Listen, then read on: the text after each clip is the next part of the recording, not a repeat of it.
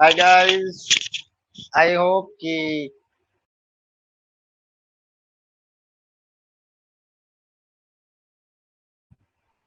I know तुम लोग का थोड़ा ज्यादा मतलब आज हेक्टिक हो जाएगा। अंडरस्टैंड। गुड इवनिंग, इसीलिए मैंने थोड़ा आधा घंटे का ब्रेक दे दिया तुम लोग को। ठीक है। Good evening Ritvik. तुम लोग का ब्रेक इसीलिए था बिकॉज तुम लोग का उसी टाइम खत्म हुआ तो अभी तुम लोग का थोड़ा अच्छे क्वेश्चन आने वाले हैं। आई फेल्ट कि तुम लोग को थोड़ा तुम लोग डिजर्विंग हो ब्रेक के। कितना पढ़ते रहोगे सारा दिन, पढ़ते पढ़ते थोड़ी रहोगे। चिल भी होना चाहिए लाइफ। मेरे को तो जब भी मन नहीं लगता तो आई ऑलवेज लिसन टू ओटेलिया। सुनना चाहो तो सुन लेना यूट्यूब पे। अभी भी तुम लोग नहीं थे तो I was listening to Otelia itself. अच्छा है। ओटेलिया मेरे को बहुत अच्छे लगते हैं, जैसे लवली लाइक टू डू या फिर ओटेलिया ले लो, सफारी। अच्छे अच्छे सॉन्ग्स हैं।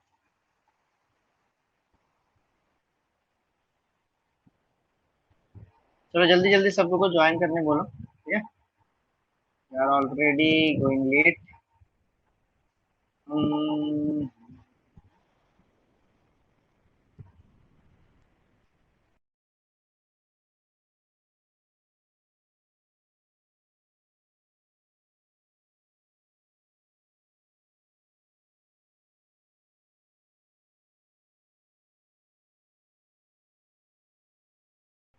आर यू गाइस लविंग कि मैं जैसा पढ़ा रहा हूँ, स्लो पढ़ा रहा हूँ, फास्ट पढ़ा रहा हूँ? You can give me that comments any time you want, ठीक है। मैं तो यही कोशिश कर रहा हूँ कि सबको साथ में लेके चलो। एटलीस्ट जो बच्चे आ रहे हैं, जो बच्चे सीखने के लिए आ रहे हैं, ठीक है। Please do give me your feedback. It will help me to grow in my future also, ठीक है। If you don't like you can मतलब you can say straightforward in my face, है ना यार नितेश। हम लोग अभी 7 बजे से स्टार्ट किया है ना। Just started from 7। 6:30 से तो हम लोग ने क्लास आधा घंटा शिफ्ट कर दिया है ना। क्लास है। वो भी स्टार्टिंग विद क्वेश्चन नंबर कितना कितना तक खत्म किए थे हम लोग? आई गेस 49 तक थी। Would be starting with question number 50,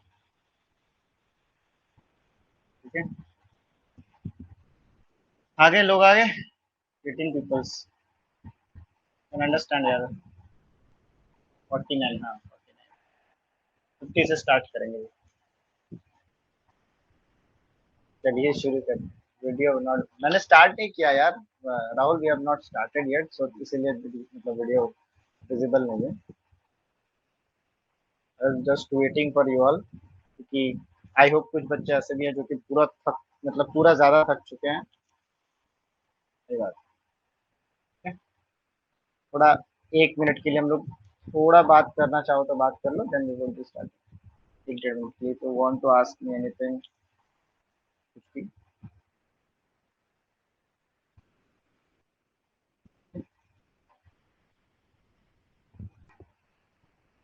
I try my best, क्योंकि मेरे भी कुछ मतलब है काम। आई ट्राई माई बेस्ट कि मैं 8:30 बजे तक खत्म कर दूँ। एक्चुअली सिर्फ 49 मतलब अगर 65 क्वेश्चन देखो तो अभी भी 16 क्वेश्चन हैं तुम लोग के। और उसमें से एक क्वेश्चन गलत है तो 15 क्वेश्चन। हाँ। उसके बाद दो गेट के क्वेश्चंस कराएंगे जो कि अच्छे हैं। एक तो क्रैशिंग वाला कराएंगे, क्रैशिंग वाला इज इम्पोर्टेंट आई फील, क्योंकि वो आ सकता है।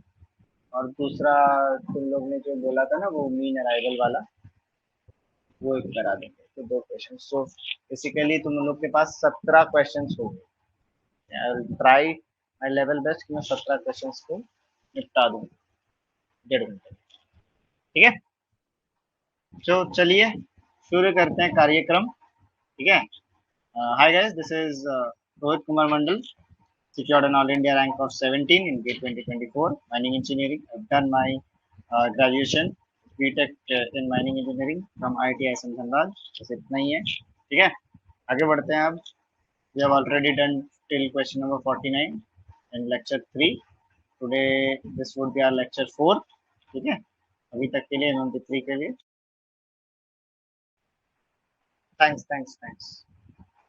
साउंड इज नॉट क्लियर, नहीं मैं म्यूट पे था। Am I audible now? I am sorry, sorry, am I audible now? Yes और नो बोल दो।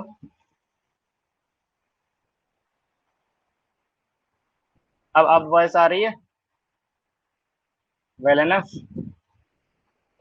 ठीक है। सनु ने आंसर सही दे दिया है, इट्स यस।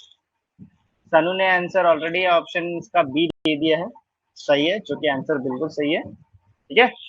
तो 50 क्वेश्चन का क्वेश्चन क्या बोल रहा है कि बैरल का पर्पस क्या होता है इन ड्रिलिंग, ठीक है, यही क्वेश्चन था अपना। तो देखो इसमें क्या होता है पता है कि स्टोर ऑयल, ये कौन करता है पता है? स्टोर ऑयल कौन करता है? ये जनरली टैंक और कंटेनर्स करते हैं, बैरल का काम नहीं है ये टैंक्स और कंटेनर स्टोर करते हैं ऑयल, ठीक है। Sending the flushing medium to the surface, ये करते हैं पंप्स, ठीक है। This is done by pumps. So barrel का फंक्शन क्या होता है? Lift the core to the surface, ठीक है। इसमें इतना ही थ्योरी था क्वेश्चन नंबर 50 में, ठीक है। We would be going to question number 51 now, ठीक है। क्वेश्चन नंबर 50 हम लोग का हो चुका है, that is option number B. Question number 51 पे चलते हैं, ठीक है। क्वेश्चन नंबर 51 पे चलते हैं। This was a theoretical question, लेकिन फिर भी मैंने जितना हो सके मैंने तुम लोग को बता दिया कि इसमें क्या क्या काम होता है। नेक्स्ट क्वेश्चन, नेक्स्ट क्वेश्चन है कि which among the following drills has a reamer bit? Reamer bit किसके पास होता है? तो ये हमेशा रखना, याद रखना कि कैलिक्स में हमेशा कैलिक्स ही यूज होता है, डायमंड में हमेशा डायमंड बिट ही यूज होता है, ठीक है, डायमंड बिट ही होता है। इसमें और कुछ कुछ खासियत मैं लिख देता हूँ कि कैलिक्स बिट क्या करने में यूज होता है, ये यूज होता है कोरिंग के लिए, ठीक है। हाँ, B is the correct answer, odex is the right answer. Sir अभी ज्वाइन हुआ हूँ, रिपीट कर दीजिए। या जितेंद्र, मैं बस ये 51 क्वेश्चन किया, 50 भी एक थ्योरेटिकल क्वेश्चन था। 50 का थ्योरेटिकल क्वेश्चन ये था कि what is the purpose of barrel in a drilling. तो चार ऑप्शन थे, टू स्टोर और to store oil, lift the core to surface, send the flushing mediums to the surface, none of this. यही question बस हम लोग ने किया था। तो send the flushing medium to the surface, ये पंप्स का काम है, ठीक है। हाँ मैं बता रहा हूँ, ओडेक्स की मैं बता रहा हूँ, just just a minute Sudhir ji, मैं बता दूंगा वो, ठीक है। टू स्टोर ऑयल करते हैं जनरली हम लोग टैंक्स या कंटेनर में करते हैं, ठीक है। लेट फाइन कटेगा, अच्छा, ठीक है। टू स्टोर ऑयल टैंक से या कंटेनर में करते हैं, sending the flushing medium to the surface, ये हम लोग पंप से करते हैं। तो बचा क्या? Lift the core to the surface, ये हम लोग करते हैं बैरल से, ठीक है। अब हम लोग चलते हैं, नहीं option one is the wrong answer, option two is the correct, ठीक है। विच अमंग द फॉलोइंग, नहीं नहीं ऑप्शन वन नहीं होगा, ऑप्शन टू होगा। It would be option two, two क्या बोलते हैं उसको, lift the core to the surface, ठीक है। अब इसमें आते हैं, इसमें क्या होता है, इसमें हम देखते हैं कि reamer, which among the following has a reamer bit, ठीक है। कैलिक्स, जब हम लोग कैलिक्स ड्रिलिंग करते हैं तो उसमें हम लोग कैलिक्स बिट यूज करते हैं, ठीक है। जो कैलिक्स बिट रिमर का, रिमर बिट का मतलब, हाँ मैं बता रहा हूँ, मैं दिखा रहा हूँ, मैं पिक्चर भी लाया हूँ, पिक्चर में दिखा दूंगा, ठीक है। देखो कैलिक्स बिट जो होता है ना, calyx bit is mainly used for Koring, Koring purpose के लिए होता है। डायमंड में क्या होता है? डायमंड टिप्ड बिट होता है। इसमें क्या होता है? Diamond tipped bit. Diamond tipped bit किसके लिए होता है? This is generally used for cutting, ठीक है। कटिंग, अगर हम लोग कटिंग करेंगे थ्रू हार्ड रॉक, थ्रू अगर हार्ड रॉक हम लोग कटिंग करेंगे, तब हम लोग डायमंड टिप्ड बिट यूज करते हैं, ठीक है। रिवर्स सर्कुलेशन में क्या करते हैं हम लोग? रिवर्स सर्कुलेशन में क्या यूज करते हैं? डुअल वॉल, ठीक है। इसमें हम लोग यूज करते हैं डुअल वॉल ड्रिल रॉड्स, ठीक है, ड्रिल रॉड्स। और इसमें क्या करते हैं हम लोग? और यूज करते हैं हैमर एंड अ हैमर, या रोटेटरी बीट यूज करते हैं, ठीक है, या तो हैमर या तो रोटेटरी बीट, इन दोनों में ये यूज होता है, ठीक है। और ओडेक्स में हम लोग क्या यूज करते हैं? ओडेक्स में हम लोग रिमर, इसको हम लोग कोर रिमर बोलते हैं, ठीक है, इसको हम लोग बोलते हैं core reamer, core reamer bit use करते हैं। जो कि किस काम में आता है? क्योंकि इस काम में आता है कि ये काम क्या करता है, देखो, तो थोड़ा मेरे को मिटाना पड़ेगा ये सब, थोड़ा मिटा देता हूँ थोड़ा। रिवर्स सर्कुलर को क्या होता है कि रिवर्स तुम लोग नॉर्मली में क्या होता है, रिवर्स सर्कुलर कैसे होता है कि रिवर्स सर्कुलेशन में आ, एक ऐसे क्या होता है, एक वॉल होता है, ठीक है। यहाँ पे हम लोग कटते कटते कटते जाते हैं, ठीक है। इसका एक्चुअली मोशन एक्चुअली उल्टा होता है, ठीक है। और यहाँ से हम लोग साइड से ये मटेरियल जो है वो फ्लश करके बाहर निकालते हैं। This is in case of reverse circulation, ठीक है। जनरली ऐसा ही होता है, ठीक है। अब हम लोग आते हैं कोर रिमर बिट पे कि कोर रिमर बिट कैसे यूज होता है। कोर रिमर बिट होता है कि इट एक्सपैंड्स द होल। ये क्या करता है, ये बेसिकली एक्सपैंड करता है होल को, ठीक है। Expands the hole. इसके अलावा क्या करता है कि होल का साइज क्या किस लिए यूज करता है, टू अलाउ फॉर क्या, केसिंग, ताकि केस को हम लोग इंसर्ट कर पाए। Allow for casing to be inserted, ठीक है। Casing to be inserted. और क्या करता है, केसिंग टू बी इंसर्टेड कब, जब ड्रिल बिट कहीं फंस जाता है तब भी रिवर्स सर्कुलेशन करेगा। यार आइडिया नहीं है मेरे को इस बारे में, सच में बताऊं तो मेरे को आइडिया नहीं है कि रिवर्स सर्कुलेशन अगर कहीं पर अटक जाएगा तो हम लोग रिवर्स सर्कुलेशन करेंगे। मेनली नहीं होना चाहिए। मैं ग्रुप पे आंसर दे दूंगा क्योंकि इसके बाद तो क्लास नहीं होगा। इस क्वेश्चन का आंसर मैं ग्रुप पे दे दूंगा, मेरे को भी थोड़ा देखना पड़ेगा। बट आई होप नहीं होना चाहिए, ठीक है। अटकना तो नहीं, अटकना अटकेगा कब, जब पीछे वापस आएगा तब अटकने का चांस बहुत कम होता है। जब नीचे जाता है डाउन द होल तब तब तुम्हारा अटकने का चांस ज्यादा होता है, ठीक है। अब इसको देखो कि डायमंड ड्रिल का यूज सैंपल के लिए करेंगे, ओके, ठीक है। सैंपल, हाँ बेसिकली सैंपल के लिए होता है, बट ये मेनली यूज होता है cutting through the hard rocks के लिए, ठीक है। ये कैलिक्स होता है कोरिंग के लिए। ओडेक्स में क्या होता है कि एक्सपैंड द होल साइज ताकि casing to be inserted simultaneously, ठीक है। ये साइमल्टेनियसली करता है, simultaneously with the drilling process, ठीक है, विद द ड्रिलिंग प्रोसेस। इसमें इतना ही था, ठीक है। इससे ज्यादा डेप्थ में हम लोग नहीं जाएंगे, ठीक है। क्वेश्चन नंबर 51 का आंसर है बी, ठीक है, ओडेक्स ड्रिलिंग। अब हम लोग जाते हैं क्वेश्चन नंबर 52 पे, ठीक है। तो दिक्कत इस सेशन में टाइम लग सकता है, कहाँ पता है, फिजिक्स वाले क्वेश्चन में, क्योंकि अभी तक फिजिक्स वाले क्वेश्चंस नहीं हुए ज्यादातर, वो लास्ट में मैंने देखा हुआ है इसीलिए मेरे को पता है, ठीक है। 52 पे चलते हैं। 52 में क्या बोला देखो, इस क्वेश्चन का कुछ नहीं करना, बस इतना समझ लो कि बोला क्या गया है कि a program consist of two modules executed simultaneously. Option B गलत है, बी नहीं होगा यार, ठीक है। Let f1 becomes f1t and ft2 we respectively denote the probable density function to time taken to executing the two modules, ठीक है। the probability density function of the overall time taken। अब एक बात बताओ, हाँ C is the correct answer. Overall time मेरा T लगा है, ठीक है। ओवरऑल टाइम जो लगा है वो मेरा टी लगा है। तो मान लो कि मैं F1 को, मान लो कि F1 को मैं x टाइम के लिए यूज करता हूँ, ये x टाइम के लिए यूज होता है, तो बाकी कितना बचा, t माइनस एक्स। हाँ सी है, सी इज द करेक्ट आंसर, मैंने बोला सी इज द करेक्ट आंसर। या तो F1 को x टाइम के लिए यूज कर लो, या तो F1 को t माइनस एक्स का टाइम के लिए यूज कर दो, बस यही करना। अगर ये F1 हो गया t माइनस एक्स तो ये F2 हो जाएगा, ऐसे तुमको इंटीग्रेट करना पड़ेगा dx, ठीक है। या तो ये कर लो 0 to 1, या तो तुम ये कर सकते हो कि f1x into f2 t minus x D x 0 to 1। समझ में आया, इसका आंसर सी क्यों होगा। वही तुम्हारे पास दोनों ऑप्शन है, दोनों ऑप्शन अवेलेबल नहीं थे इसीलिए, नहीं तो ये और मतलब क्या बोलते हैं, बोथ आंसर होता है, ठीक है। लेकिन यहाँ पे हम लोग के पास ऑप्शन सी बस अवेलेबल है इसमें, कि अगर मेरा पूरा टाइम टी लग रहा है और कोई भी एक फंक्शन f1 या f2 को मान लो कि x टाइम के लिए हम लोग यूज कर रहे हैं, ठीक है। तो बाकी कितना टाइम बचा, t माइनस एक्स, ठीक है। तो हम लोग उसको लिखेंगे 0 to 1 पूरे टाइम को इंटीग्रेट मतलब पूरे टाइम को निकालने के लिए क्या करना पड़ता है, जब हम लोग छोटे से बड़े में जाते हैं तो हम लोग इंटीग्रेशन करते हैं, जब हम लोग बड़े से छोटे में आते हैं तो हम लोग डिफरेंशिएशन करते हैं। ठीक है, तो इसमें मेरे को छोटा से मेरे को बड़ा जाना पड़ेगा। तो उस केस में क्या है कि मैं या तो F2 को x लिखूंगा, F2x into F1t-x zero to one, या तो F1x into F2t-x dx zero to one. Clear है 52 वाला सम? क्या 52 वाला सम क्लियर है? क्लियर है क्या, ताकि हम लोग क्वेश्चन नंबर 53 पे जा सके।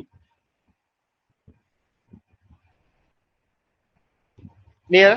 देखो ये सब तो बेसिकली फॉर्मूलाज है, ये सब मेरे को एक्सप्लेन करने की जरूरत नहीं पड़ती, लेकिन अगर वन वन क्या है, वन में समझा नहीं। वन इसलिए देखो, पीएमएफ तुम लोग जानते हो शायद, पीएमएफ प्रोबेबिलिटी मैक्सिमम फंक्शन, ऐसा ही कुछ होता है ना, उसका रेंज या तो तुम्हारा सक्सेस होगा, नहीं नहीं सुनो सुनो, ये होगा मैं बता रहा हूँ। सक्सेस के लिए उस केस में सुन लो, सक्सेस के लिए हम लोग क्या करते हैं कि हम लोग वन जनरेट करते हैं, और फेलियर के लिए हम लोग, फेलियर जो होता है उसके लिए हम लोग जीरो यूज करते हैं। ठीक है, ये प्रोबेबिलिटी डेंसिटी फंक्शन का, हाँ प्रोबेबिलिटी मास फंक्शन, वही प्रोबेबिलिटी मास फंक्शन में हम लोग बस यही दो केस को कंसिडर करते हैं, या तो वो सक्सेस होगा दैट इज वन, या तो वो फेलियर होगा दैट इज जीरो। तो मेरा जब हम लोग बोलेंगे कि प्रोबेबिलिटी डेंसिटी फंक्शन बोला जा रहा है, तो it would have the range of zero to one. ठीक है, क्लियर है? क्लियर है अब? इसका लिमिट जीरो से वन होगा, ना कि जीरो से लेके टी तक। ठीक है, बाइनरी, बाइनरी नॉट बाइनरी, इसको सक्सेस फेलियर से तुम लोग ज्यादा समझ सकते हो। हाँ ठीक ठीक ठीक। क्या अब सबको क्लियर है? क्या अब सबको क्लियर है? कॉन्वोल्यूशन होगा, दो फंक्शन कंबाइन करके थर्ड फंक्शन प्रोड्यूस करता है। हो सकता है भाई, इतने बड़े बड़े हैवी हैवी टर्म्स तो मेरे को भी नहीं पता सुनील यार। ठीक है, चलो 53 पे चलते हैं हम लोग नेक्स्ट। ठीक है, 53 पे चलते हैं। देखो 53 पे क्या बोलते हैं कि हम लोग को बोला क्या गया है कि a fair coin is tossed four times, then what is the probability that two heads and two tails will result. ठीक है, दो हेड और दो टेल करेंगे, ये मेरा क्वेश्चन है, और कॉइन को मैंने कितनी बार टॉस किया, चार टाइम्स। सिंपल मैथमेटिक्स क्या कहता है, देखो मेरे पास अगर मैं एक कॉइन को टॉस करूंगा तो उसके पास मेरा दो प्रोबेबिलिटी होगा, या तो हेड या तो टेल। जब मैं दो कॉइन को फ्लिप करूंगा तो मेरे पास टू स्क्वायर आएगा, जब मैं तीन करूंगा तो टू टू दावर थ्री हो जाएगा, जब फोर आएगा तो मेरा टू टू दावर, तो मेरा सैंपल साइज कितना हो गया, टू टू दावर फोर, क्योंकि मैंने चार कॉइन्स को टॉस किया है। ठीक है, तो मेरा टोटल सैंपल साइज नीचे तो आ गया 16, two to the power is equal to 16 होता है। अब मेरे को कंडीशन क्या बोला है कि दो हेड और दो टेल, दो हेड और दो टेल कहाँ कहाँ कैसे कैसे आ सकते हैं बताना जरा। देखो दो हेड और दो टेल का मैं बता रहा हूँ कैसे कैसे आ सकते हैं। ठीक है, दो हेड और दो टेल कहाँ कहाँ आ सकता है, कैसे कैसे आ सकता है। मेरा पहले में आया हेड, फिर आया हेड, फिर आया टेल, 3/8। हाँ सही है, सही आंसर है सुनो, 3/8 is the correct. Head head tail tail, या फिर हेड टेल, ये आ गया, या फिर head tail tail head. Same हम लोग कर सकते हैं टेल टेल हेड हेड। ठीक है, टेल हेड हेड टेल और टेल हेड, ये कर सकते हैं। ठीक है, तो ये छह ही कंडीशन पॉसिबल है, तो मेरा प्रोबेबिलिटी क्या हो जाएगा, 6/16 दैट इज इक्वल्स टू 3/8। और कोई कंडीशन आ ही नहीं सकता। My answer will be option number A 53 का। Got it? क्लियर है? आगे बढ़े क्वेश्चन नंबर 53 के आगे, 54 पे चले। 54 पे चले,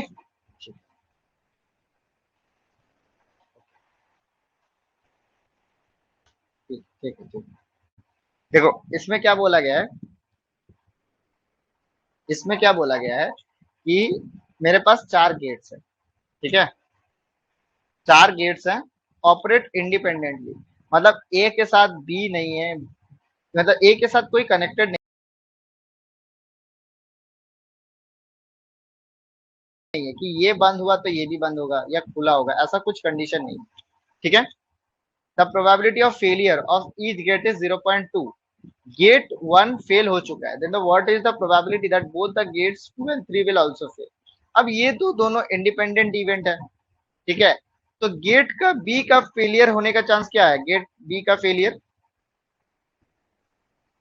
बी गेट्स फेलियर का चांस क्या है 0.2। सिमिलरली सी का गेट का भी फेलियर का चांस क्या है, सी का भी चांस है 0.2। Option C is the correct answer. तो दोनों साइमल्टेनियसली कब फेलियर हो जाएंगे, जब दोनों हो जाएंगे तो दोनों का क्या हो गया, बस बी इंटू सी करना था, दैट इज इक्वल टू 0.4, और कुछ नहीं करना था इसमें, क्योंकि दोनों इंडिपेंडेंट इवेंट्स हैं, तो दोनों का मल्टीप्लाई हो जाएगा कि दोनों गेट बंद रहेंगे 0.4, simple 0.2 into 0.2, that is sorry ये 0.04 होता, 0.04। अच्छा ठीक है, मैं वापस बता रहा हूँ। ये जो इवेंट्स है ना, गेट बी और गेट सी, ठीक है, मेरे को बोला गया है कि गेट बी भी बंद रहेगा, मतलब फेल करेगा, और गेट सी भी बंद करेगा। अब ए किसी के साथ डिपेंडेंट नहीं है, बी किसी के साथ डिपेंडेंट, डिपेंडेंट मतलब कि अगर ये फेल हुआ तो इसके लिए ये फेल हुआ, तो इसका मतलब ये नहीं है कि ये फेल होगा या ओपन रहेगा। रिपीट ही कर रहा हूँ, इंडिपेंडेंट का मतलब क्या होता है, इंडिपेंडेंट का मतलब होता है कि एक के ऊपर दूसरा डिपेंडेंट नहीं है। ये फेल किया मतलब ये पास भी हो सकता है, फेल भी हो सकता है। ठीक है, अब मेरे को बोल दिया गया है कि गेट 2 भी फेल किया और गेट 3 भी फेल किया साथ में, तो गेट बी का फेल होने का चांस क्या है 0.2, गेट सी का फेल होने का चांस क्या है 0.2। अब ये भी फेल होके आ रहा है, हाँ बोल सकते हो पी और पी, हाँ ये सही है, डिपेंड ना हो एक दूसरे पे, वही वो, इसको बेसिकली हम लोग बोलते हैं पी इंटरसेक्शन बी सी, सही बोला, 2 3 बेसिकली है, 2 3 है बेसिकली। ठीक है, तो ये इंटरसेक्शन में काम आता है, ये इंडिपेंडेंट इवेंट्स है, तो इनको सीधा हम लोग मल्टीप्लाई कर सकते हैं। तो बी गेट्स फेलियर कितना हो जाएगा 0.2, सी गेट्स फेलियर कितना हो जाएगा 0.2, तो बी क्रॉस सी कितना हो जाएगा 0.04। बस इतना ही करना था, और कुछ नहीं, कि दोनों गेट जो फेल हुआ है इतना प्रोबेबिलिटी है, हो गया, और कुछ नहीं करना था, दोनों गेट फेल हो चुके हैं।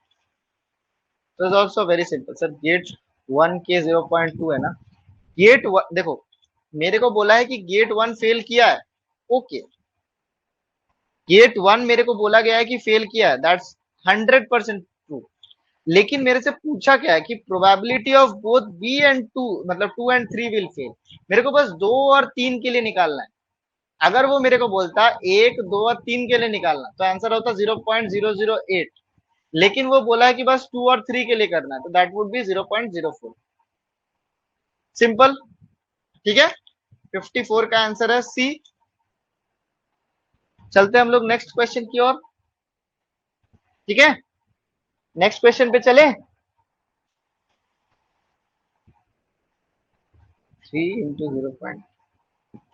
0 की होगा यार, नहीं नहीं नहीं होगा, 3 इंटू 0 नहीं होगा, 0.2 इंटू 0.2 इंटू 0.2 होगा। जैसे हम लोग एक कोइन को 2 बार टॉस कर रहे थे, तो टू टू दी मतलब 2 टू दी पावर 2 हो रहा था, 3 बार कर रहे थे, तो 2 टू दी पावर उसके पावर में चल रहा है ना, ये भी वैसे पावर में चलेगा, ये इंटू में नहीं चलता है। ठीक है, क्योंकि सेम मेरा रिलायबिलिटी है, इसीलिए, मतलब सेम मेरा प्रोबेबिलिटी है, बस इसीलिए। ठीक है, क्वेश्चन नंबर 55 पे चले, क्या हम लोग क्वेश्चन नंबर 55 पे चले। देखो ये है क्वेश्चन, और ये बहुत अच्छा क्वेश्चन है। ठीक है, इसको मैं चलो कॉपी पेस्ट कर लेता हूँ, ये अच्छा क्वेश्चन है, मतलब अच्छा तो नहीं, बहुत सिंपल क्वेश्चन है। नॉर्मल मैकेनिक्स, मतलब इससे सिंपल मैकेनिक्स तो हो सकता नहीं है। ये 11th 12th का कॉन्सेप्ट पे है, तो मतलब 11th का तो एकदम बेसिक, अगर फ्री बॉडी डायग्राम बनाना भी सीख गए, 11th का बेसिक है ये, ठीक है, किसी को दिक्कत नहीं होना चाहिए। ठीक है, ये एक बोला गया है, और क्या बोला गया है, ये उसका डायग्राम है। ठीक है?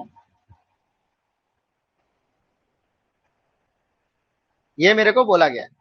ओके, ठीक है, अब पढ़ो क्वेश्चन में क्या बोला गया है, क्या ब्लॉक ऑफ आर, ये जो आर है, ये जो आर है, इस मास कितना है 100 kg। ओके, ब्लॉक एस जो है ये कितना है 150 kg। ओके, क्या बोला है, क्या सुन, ब्लॉक आर, ये जो आर है is tired with a massless, इसका कोई वेट भी नहीं है, और इनएक्सटेंसिबल, इनएक्सटेबल मतलब इलास्टिक नहीं है कि बढ़ेगा, स्प्रिंग नहीं है, ठीक है, ये स्प्रिंग नहीं है, धागा है, मतलब क्या, इसके ऊपर टेंशन गिरेगा, इसको जब हम लोग ये बॉडी को खींचेंगे तो इसके ऊपर टेंशन गिरेगा, ये ऐसा नहीं कि ये एक्सपैंड हो जाएगा, ये एक्सपैंड नहीं होगा, ठीक है। string pq and the coefficient of static friction between all the forces is 0.4, मतलब ये अगर ब्लॉक इसके भी ऊपर 0.4 होगा, ये भी पॉइंट ऑफ एक कॉन्टैक्ट ही है ना, इस बॉडी के ऊपर है, और इसके ऊपर भी म्यू 0.4 होगा, ठीक है। तो बोला गया है कि the minimum force in kilonewton needed to move the block S is, हाँ स्प्रिंग फोर्स नहीं लगेगा, that is what I am saying, कि इसमें एक टेंशन लगेगा, ये टेंशन मेरा जस्ट नॉर्मल एक धागे पे जैसे टेंशन लगता है वैसा धागा बोला गया, इनएक्सटेंसिबल का मतलब ये होता है। किलो न्यूटन में पूछा सुनील, 1.372 होगा, किलो न्यूटन पे पूछा है, यूनिट्स को देखना, इसी में गलती होता है यूनिट्स में, ठीक है। देखो इसको हम लोग सॉल्व कैसे करेंगे, हम लोग फ्री बॉडी डायग्राम करेंगे, आर का पहले, आर का फ्री बॉडी डायग्राम करेंगे। देखो अगर मेरा ये ब्लॉक इधर मूव करता है, फॉर एग्जाम्पल इधर मूव करेगा तभी तो इस पर टेंशन गिरेगा, अगर ये इधर मूव करेगा तो ये तो स्लैक हो जाएगा, ये फिर धागा ऐसे हो जाएगा, तो धागे को टेंशन में रहने के लिए इस बॉडी को इधर मूव करना पड़ेगा, ठीक है।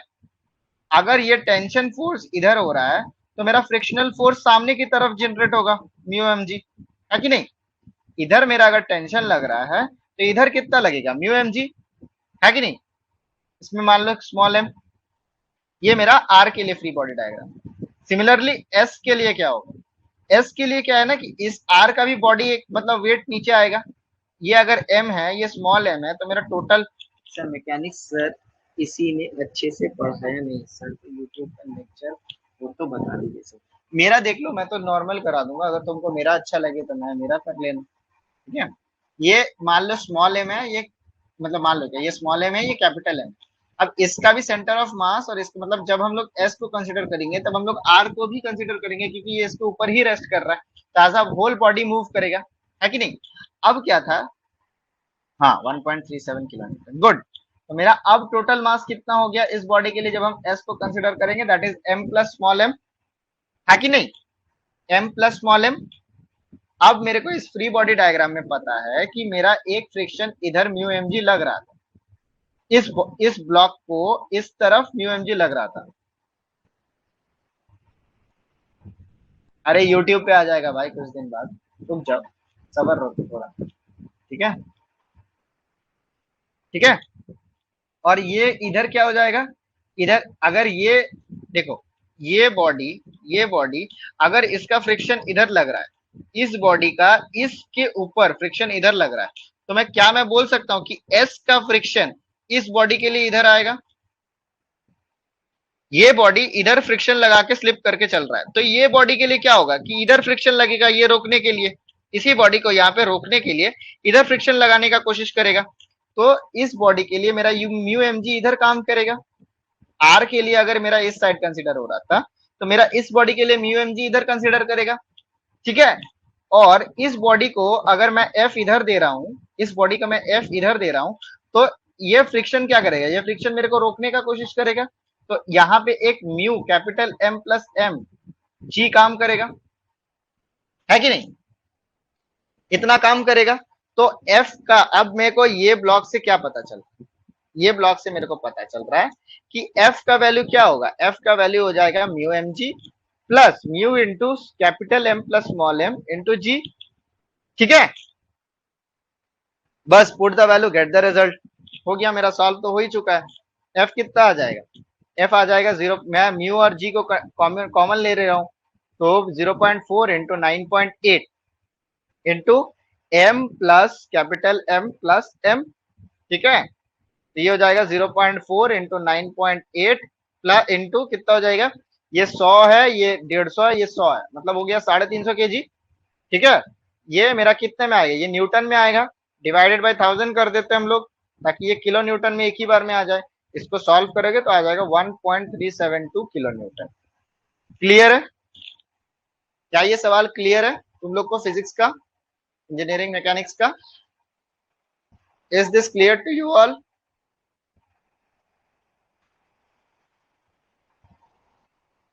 हाँ यार, is this clear to you all?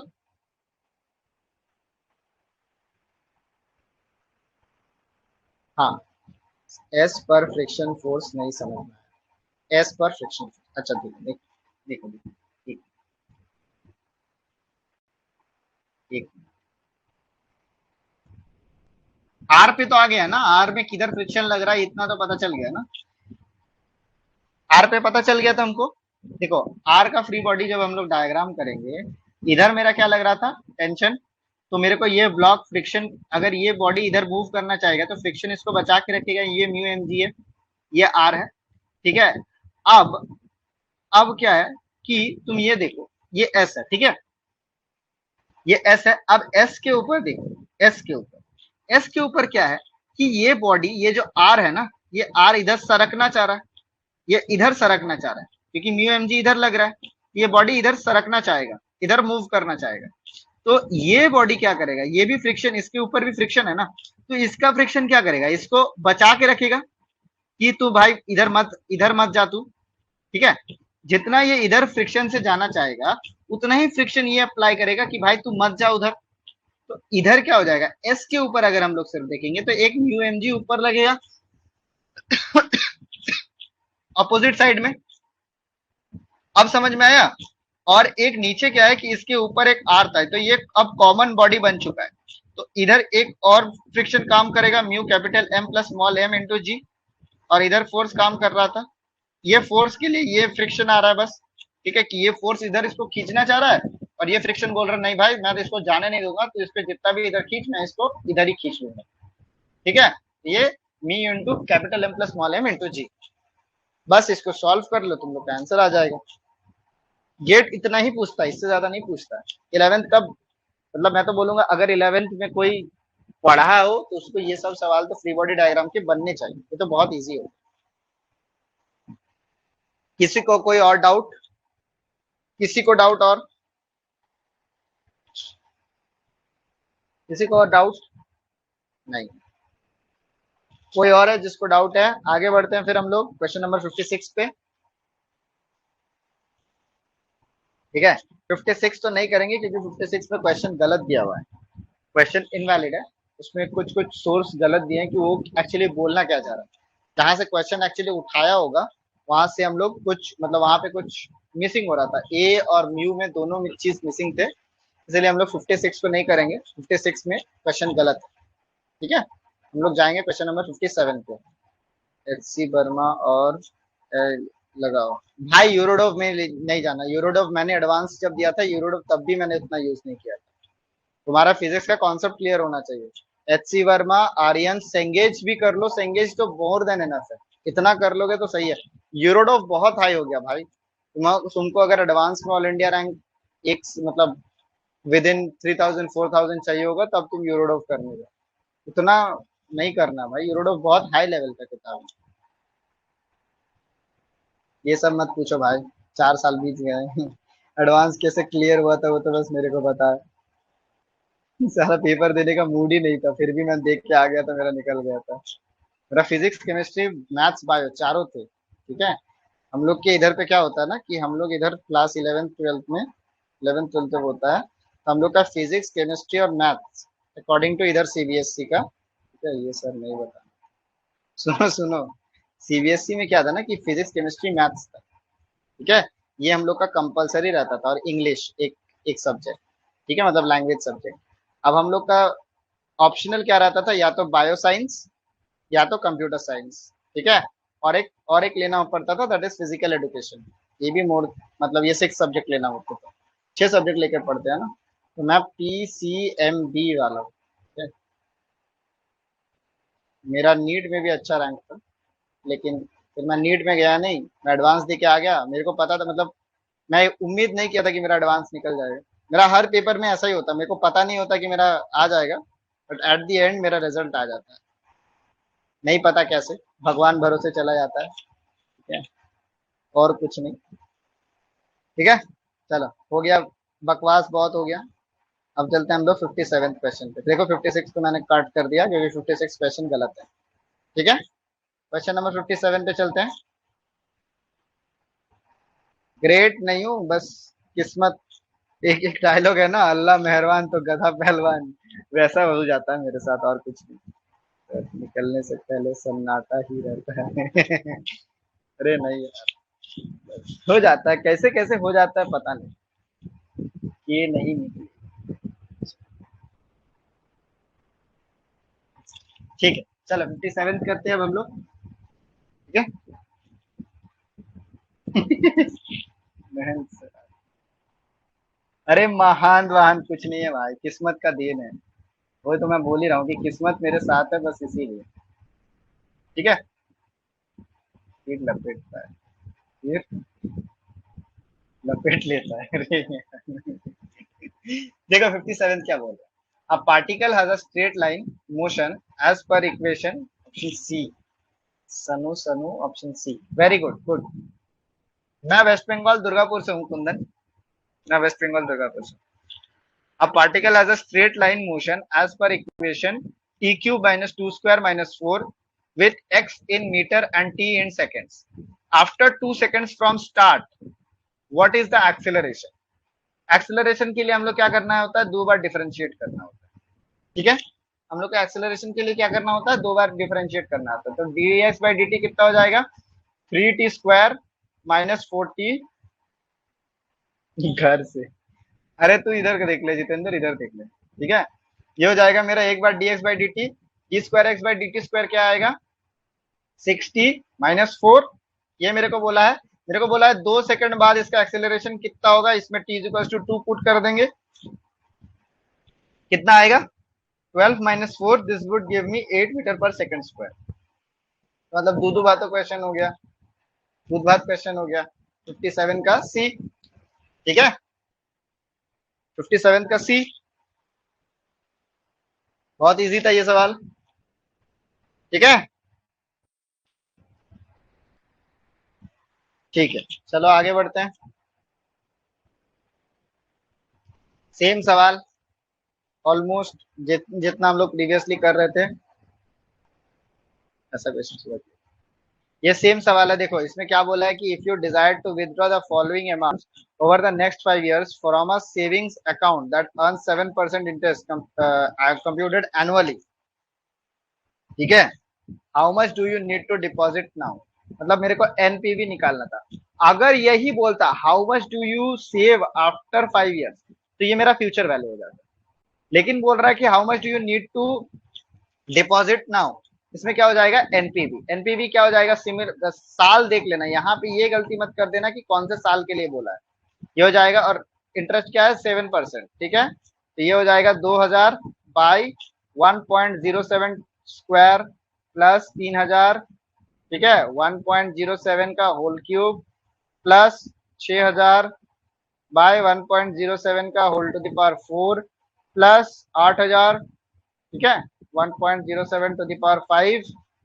बस इसको सॉल्व कर लो, इसका आंसर आ जाएगा कितना, इसका आंसर आएगा 14477.03। ठीक है, ठीक है, समझ में आ गया क्वेश्चन। आगे बढ़े हम लोग, क्वेश्चन नंबर 58 भी हम लोग ने सॉल्व कर लिया। आगे बढ़ जाए हम लोग।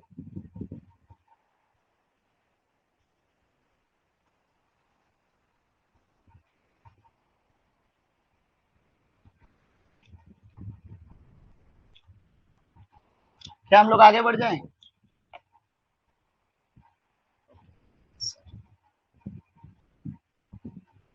ये क्वेश्चन थोड़ा ठीक ठाक है, थोड़ा ठीक ठाक लेवल का है, मैं बोल सकता हूँ। टीचर वैल्यू इसमें बस थोड़ा दिमाग लगाना था और कुछ नहीं था। अगर तुम्हारे पास दिमाग है तो ये भी बहुत इजी क्वेश्चन है। बोलता क्या है कि फादर, इसी के लिए मैं थोड़ा ना टाइम देता हूँ क्वेश्चन के बीच में, कोई अगर रिपीट बोल देना तो फिर मेरे को समझाना पड़ेगा। देखो बोला क्या गया कि if you want to withdraw, ठीक है, withdraw the following amounts over the next 5 years, next 5 year में। हाँ हाँ, एक और बार बता रहा हूँ, नेक्स्ट 5 years में तुम्हारा सेविंग अकाउंट जो 7% इंटरेस्ट रेट देता है कंपाउंडेड एनुअली, तुमको अभी कितना डालना पड़ेगा ताकि हर साल तुम इतना निकाल सके। अभी का बोला है, मतलब एनपीवी निकालना है। अभी बोला है, मतलब एनपीवी निकालना है। सर इसका फ्यूचर वैल्यू का बता दीजिए। फ्यूचर वैल्यू तो देखो, फ्यूचर वैल्यू में क्या होगा, फ्यूचर वैल्यू का फॉर्मूला क्या होता है, फ्यूचर वैल्यू का फॉर्मूला क्या होता है, फ्यूचर वैल्यू का फॉर्मूला होता है A into 1 + i⁻n -1 by I, बस इतना होता है। और नेट ये होता है फ्यूचर वैल्यू का।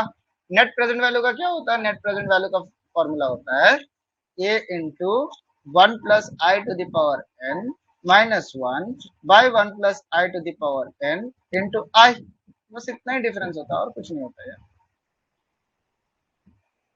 इसमें क्वेश्चन में ही बोला है कि हर, मतलब मैं साल इतना इतना निकालते जाऊंगा। 5 साल के बाद मैं 8,000 तक निकाल पाऊंगा, 4 साल के बाद मैं 6,000 निकाल पाऊंगा, 3,000 निकाल पाऊंगा, 2,000 निकाल पाऊंगा। तो अभी मेरे को कितना डालना पड़ेगा बैंक में ताकि मैं ये पैसे इतने साल साल बाद निकाल पाऊं। समझे, समझे। तो ये हो जाएगा 2,000 ईयर्स, देखते रहना। दो 2 साल बोला है तो वो पावर में उतना ही साल आएगा। 1.07, 7% इंटरेस्ट है ना, तो 0.07 आ जाएगा। 1.07 to the power square, 1.07 to the power 3 to the power 4 to the power 5, इसका आंसर आएगा 14477.0317। सनु को ना एकदम 4 डिजिट तक ये जाता है बच्चा। मस्त है भाई सनु, हैट्स ऑफ। मतलब इतना पेशेंस रखना बहुत बड़ी बात होता है कि 4 डिजिट तक मैं देखूं। भाई मैं 2 डिजिट तक नहीं देखता हूँ, माँ कसम बता रहा हूँ, मैं 2 डिजिट तक नहीं देखता। ठीक है, चलो इसका आंसर हो गया ये वाला, ऑप्शन नंबर बी। ओके, अब 59 क्वेश्चन पे जाते हैं।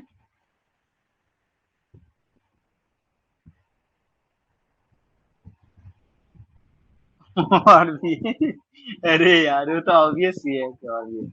अच्छा एक और चीज, 24 अगस्त से शायद तुम लोग का ये डेट याद रखना, ठीक है। मैं तो अभी क्लास लूंगा नहीं तुम लोग का इसके बाद आगे शायद कभी, ठीक है। मैं मतलब मोस्ट प्रोबेबली, और मैं ज्यादा नहीं, मतलब क्लास नहीं लूंगा, इतना ही जान लो, ठीक है। तो 24 अगस्त तुम लोग का डेट स्टार्ट हो रहा है गेट का फॉर्म फिल करने का, ठीक है। ये गेट का फॉर्म फिल करने का स्टार्ट हो रहा है, डेट मतलब फॉर्म फिलअप का ये स्टार्ट हो रहा है डेट। कोशिश करना कि एकदम पहले भर लो, ठीक है। कोशिश करना एकदम पहले भर लो। क्यों, क्योंकि मैं दूसरा ऑर्गेनाइजेशन ज्वाइन कर ले रहा हूँ ना, वही बात है। मतलब मैं नौकरी करने चला जाऊंगा इसके बाद, तो मैं एक साथ दो में तो नहीं करा सकता, वही पॉइंट है। ठीक है, चलो 59 कर लें। 59 करते हैं, क्या बोला है कि a father wants to set aside money for 5 years old son future college education, ठीक है। एक उसका एक पापा है, ठीक है। मान लो किसके, सुनील का चलो पापा है, ठीक है। सुनील के पापा ने क्या किया, वो जब 5 साल था, 5 years का था, तब उसने, उसके पापा ने सोचा कि मैं अपने बच्चे को पढ़ाने के लिए, उसको अच्छा शिक्षा देने के लिए मैं पैसा जमाऊंगा, ठीक है, इन अ बैंक, जो कि मेरे को कितना परसेंट भी ब्याज देता, 8% पर ईयर ब्याज देता है, ठीक है। What equal deposit should be made by the father, हर साल मेरे को कितना देना चाहिए, कब से बोल रहा हूँ, on is 6th, on is 6th। अरे यार कोई ऐसा तो स्टेटमेंट बोल नहीं दिया कि तुम गुस्सा हो गए, अच्छा ही तो बोल रहा हूँ। देखो 6th साल में जब तुम्हारा छठा साल खत्म होगा, ये बेसिकली बोला है on his 6th through 17th birthday, मतलब 6 साल के बर्थडे से लेके 17th बर्थडे तक, ठीक है। कितने साल हो गए, ये बताओ कि कितना साल होगा, 12 साल हो गया इनके बीच में। 12 साल में कितना पैसा देगा ताकि, ताकि $5,000, $5,000 वो दे सके, अंकल दे सके, क्या बोलते हैं, सुनील को अपने 18th 19th 20th और 21st, 11 साल नहीं 12 साल होगा, 12 साल होगा, 6 से लेके 17 तक गिनो, 18 साल से वो तुमको पैसा तुम्हारे हाथ में दे रहा है, 17 साल तक, 17 years तक वो, देखो 6 से लेके 7 एक ईयर होगा, 7 से 8, 8 से 9, ऐसे करके करके देखोगे ना तो वो 12 साल होंगे, ठीक है। 11 साल नहीं होगा, वो 12 साल का गैप होगा, क्योंकि ये 6th बर्थडे से पहले से, मतलब 6th बर्थडे पे एक हो जाएगा वो। बेसिकली ये 5th के एंड से दे रहे हैं, ठीक है। ये 12 साल हो जाएगा। चलो रजनीश तुम्हारा एग्जाम्पल ले लेते हैं। सुनील गुस्सा कर रहा है, सुनील को छोड़ो, तुम्हारा एग्जाम्पल ले लेते हैं। ये रजनीश देखो, तुम्हारे पापा जो है ना, ठीक है, तुम्हारे जो पापा हैं वो, हाँ हाँ मैं रिपीट कर रहा हूँ, रजनीश के जो पापा हैं, जब रजनीश 5 साल का था, ठीक है, मेरा ले लो, रजनीश जब 5 साल का था तब क्या सीन था कि आ, एक मिनट तुम लोग रुको यार, शायद कोई आया हुआ है घर पे, एक सेकंड रुको, एक सेकंड।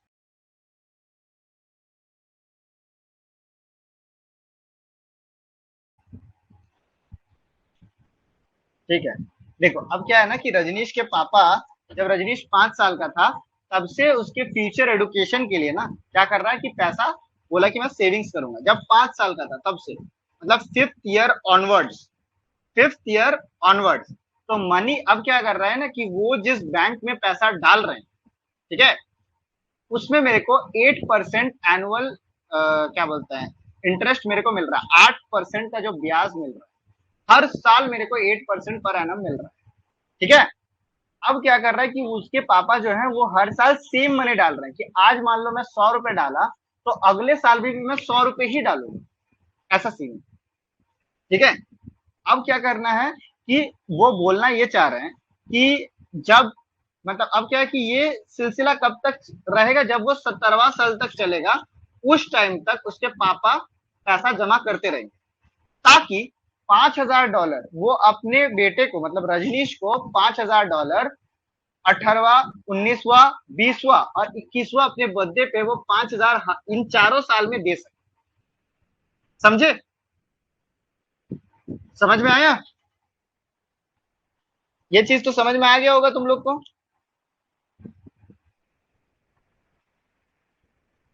समझ में आ गया? हाँ, एन्युटी फाइंड करना, एग्जैक्टली, एग्जैक्टली, ठीक है। ये फ्यूचर वैल्यू फाइंड आउट करने के लिए, put the value and get the results. चलो इसका तो फॉर्मूला हम लोग देखे, हाँ इक्वल इंस्टॉलमेंट्स है, इसका तो हम लोग को फॉर्मूला पता है कैसे कैसे करना होता है। इसका सिंपल फॉर्मूला होता है, एक ही फॉर्मूला होता है। अब एक बात बताओ, उसने उसके उनके पापा ने बोला है कि 4 साल में $5,000 हर साल दूंगा, तो मतलब क्या हो गया, 4 साल में कितना दिया, $20,000 दिया, $20,000 दिया।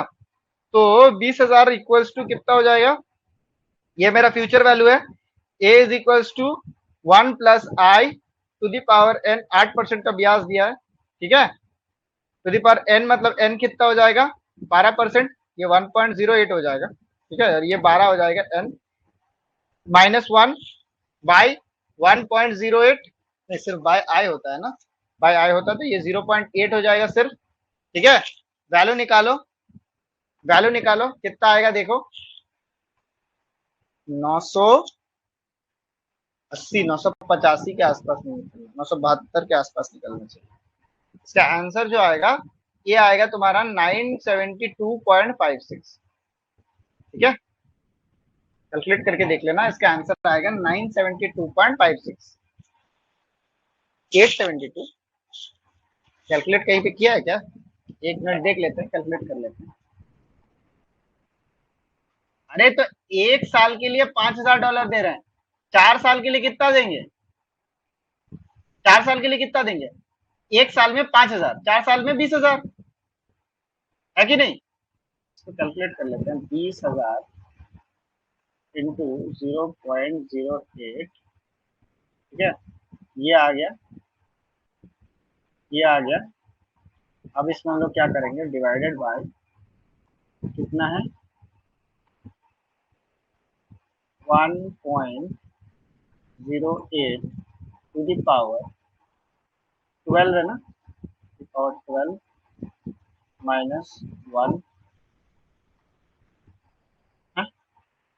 कुछ मिस कर गया क्या,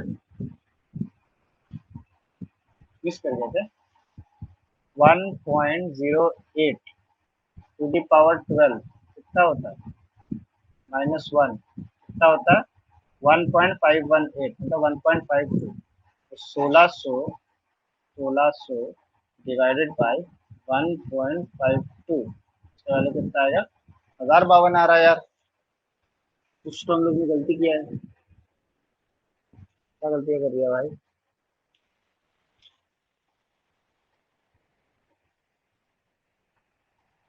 क्या गलती कर दिया?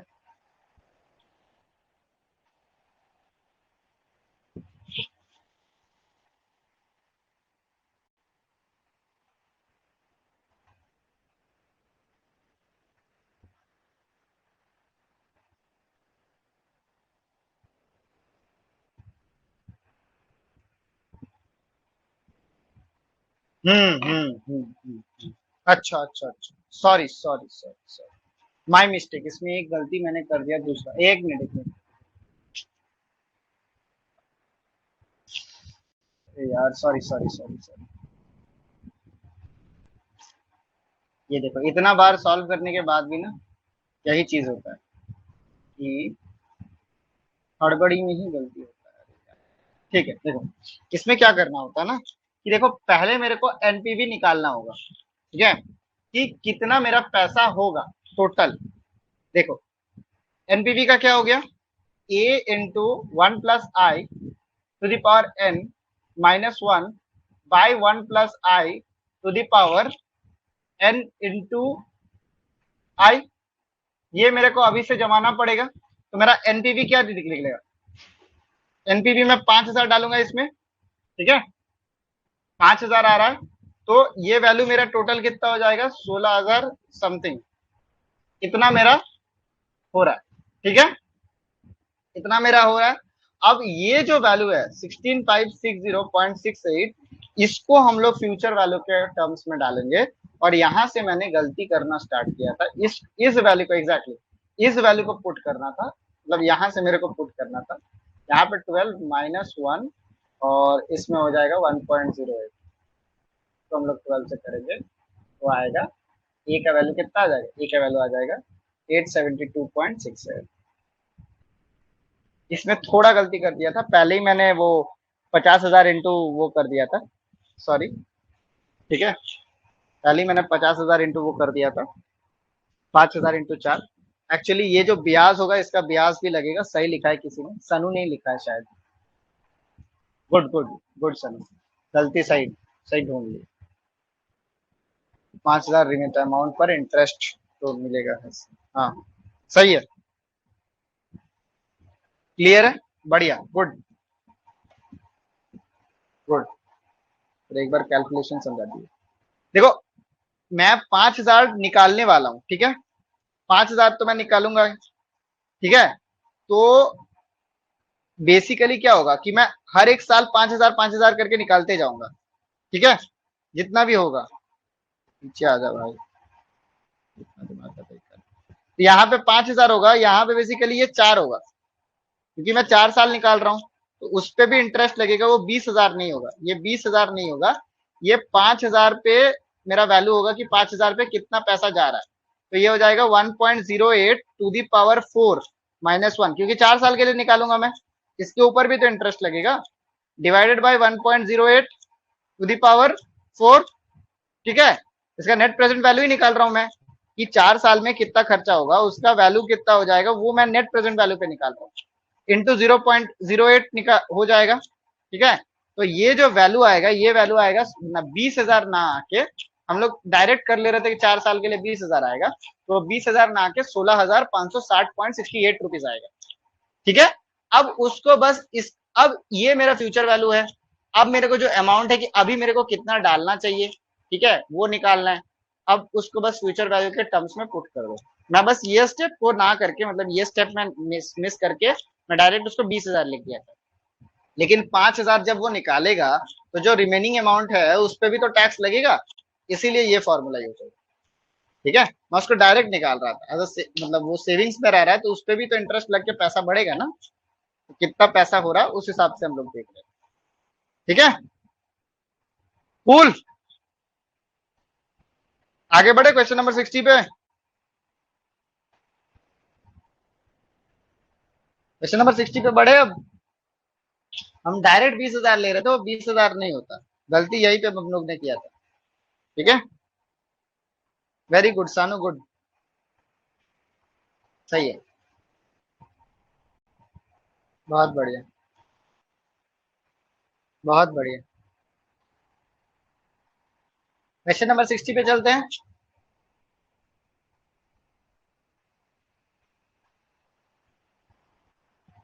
ठीक है,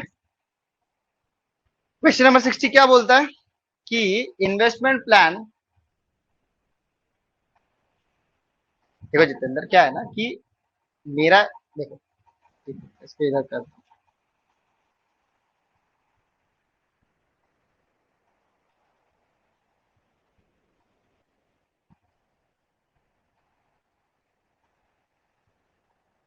प्रॉब्लम में बोला क्या है कि मेरे को 18वां, 19वां, 20वां और 21वां निकालना है। ठीक है कि नहीं, इन चारों के लिए निकालना है। तो अब क्या है कि मैं 50,000, सॉरी 5,000 करके मैं निकालूंगा। ठीक है, 5,000 करके मैं हर साल निकालूंगा। ठीक है, तो ऐसा मतलब मेरे इन 12 सालों में, इन 12 सालों में कुछ पैसा हुआ रहेगा। ठीक है, कुछ पैसा, जितना 12 साल में मेरे को जमाना था वो 12 साल में जम गया। ठीक है, अब मैं उसको एक एक करके निकालूंगा, लेकिन अब मैं एक ही साथ में, जैसे ये 5,000 निकाला, फिर मैं 5,000 निकाला, एक साल बाद निकालूंगा, लेकिन एक साल बाद जब मैं 5,000 निकाला, फॉर एग्जाम्पल मान लो कि मैं हर साल 1,000 रुपए जमा रहा था। ठीक है, और हर साल 12,000 जमा रहा था, और 12 साल के बाद 12,000 प्लस मेरा कुछ इंटरेस्ट रेट रहता है कि नहीं, प्लस कुछ इंटरेस्ट रेट रहता, ऐसा होता। 12 साल में, एक साल में अगर मैं 1,000 किया, एक साल में 1,000 किया, तो 12 साल में कितना, 12,000 प्लस इंटरेस्ट समथिंग। ठीक है, इंटरेस्ट जितना होगा मेरे को मिलेगा। अब क्या है कि मैं 18th ईयर में उस पैसे को निकाल लिया, कुछ 5,000 को मैंने निकाल लिया, तो बचा कितना, 7,000 प्लस सम इंटरेस्ट। लेकिन ये जो है, ये भी तो इसके बाद भी तो एक साल और ये इंटरेस्ट लेगा, तो ये पैसा इससे और बढ़ेगा ना। मान लो ये 7,500 होता फॉर एग्जाम्पल, लेकिन एक साल बाद इसका कुछ और इंटरेस्ट बन के मान लो 7,700 होता। यही बोला गया कि हम लोग 5,000 कैसे कर रहे थे, 5,000 5,000 करके हम लोग 20,000 निकाल रहे थे। तो हम लोग एक्चुअली 20,000 नहीं निकाल रहे थे, हम लोग एक्चुअली 16,000 रुपए निकाल रहे थे। ठीक है, 16,000 को चार चार साल में 16,000 का वैल्यू 20,000 हो गया, और मतलब और 4 साल में 16,000 जो हम लोग निकाल रहे थे, 16,500 समथिंग, वो 4 साल बाद पूरा 20,000 हो गया। जबकि मैं जब 21 साल में निकालूंगा तो टोटल अमाउंट में 20,000 निकाला, एक्चुअल अमाउंट में 20,000 निकाला, लेकिन उसका रियलिटी वैल्यू 16,500 रुपए का था। अब समझ में आया, अब समझ में आया जितेंद्र और विशाल, क्योंकि वो पैसा तो मेरा जम के और बढ़ता ना, वो तो रुक नहीं रहा ना वहां पे, वो तो कंटिन्यू होते जा रहा है कि नहीं। 5,000 में निकाल लिया, लेकिन जो रिमेनिंग अमाउंट है उस पे तो उसके बाद भी इंटरेस्ट लगेगा, उसके पापा ने खाता बंद तो नहीं किया है। विशाल, अब तुमको क्लियर हो गया ये क्वेश्चन? ठीक है, चलो, इंटरेस्ट भी ऐड हो रहा है, एग्जैक्टली, एग्जैक्टली इंटरेस्ट भी ऐड हो रहा है उसमें, वही बात है। हाँ, मैंने जैसे गलती किया वैसे तुम लोग गलती मत करना, यही मैं बोला ना कि कभी कभी मेरा दिमाग काम नहीं करता है, तो हो सकता है, गेट यही करता है और कुछ नहीं। हो सकता है, मतलब सबसे गलती हो सकता है, मैं तो बोल रहा हूँ कि मैं गलत हूँ इसमें, बट हैट्स ऑफ टू सनू, उसने मेरे को उसी टाइम ने पोक कर दिया, तो मेरा दिमाग खुल गया, हाँ कि इंटरेस्ट रेट भी लगेगा उसमें। ठीक है, क्या बोला है कि investment plan page 15% per year. ठीक है, कंपाउंडेड एनुअल, डी 1970, 1970, सही है, सही है, सनु और न्यारे का सही है। ठीक है, कि एक इन्वेस्टमेंट प्लान क्या कर रहा है, 15% दे रहा है इंटरेस्ट, मेरे को 15% दे रहा है, 15% ब्याज पर एनम दे रहा है। How much would be invested every year so that 40,000 will be accumulated, मतलब क्या 40,000 जो है, ये जो 40,000 है, ये क्या है, मेरा फ्यूचर वैल्यू है एक तरफ से। 40,000 क्या है, फ्यूचर वैल्यू है। तो अभी मैं कितना जमाऊंगा, अभी मैं ए रुपीज दूंगा, एट अ सर्टेन अमाउंट, ताकि जो मेरा 1.15 का इंटरेस्ट है वो 10 साल बाद, ठीक है, 10 साल बाद मेरे को कितना दे, हाँ एन्युटी फाइंड करना, 10 साल बाद मेरे को 40,000 रुपए देगी। 40,000 को मैं एक साथ निकाल रहा हूँ। पिछले में क्या क्या है कि मैं 5,000 5,000 करके निकाल रहा था, लेकिन इसमें क्या है एक ही साल में मैं 40,000 पूरा निकाल रहा हूँ।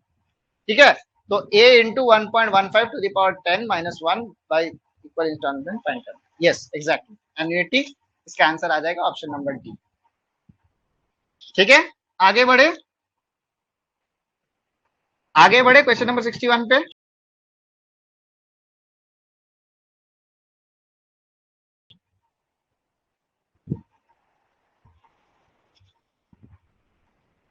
क्वेश्चन नंबर 61 पे बढ़े।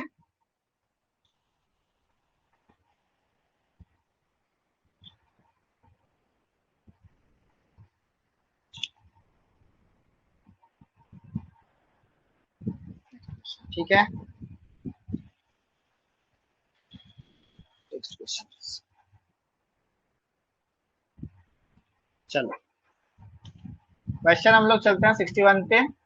बोला कि obtain the initial basic feasible solution to the following transportation model using least cost method।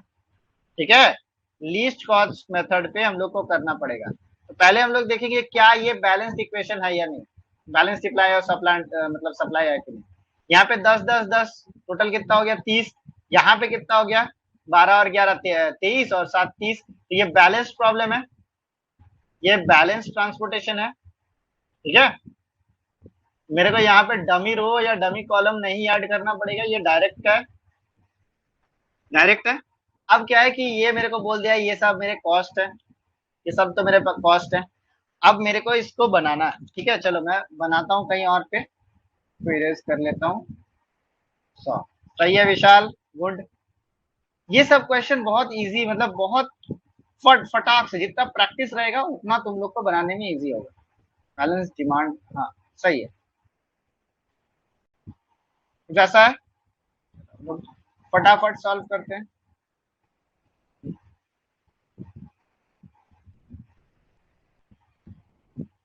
ठीक है, यही है ना।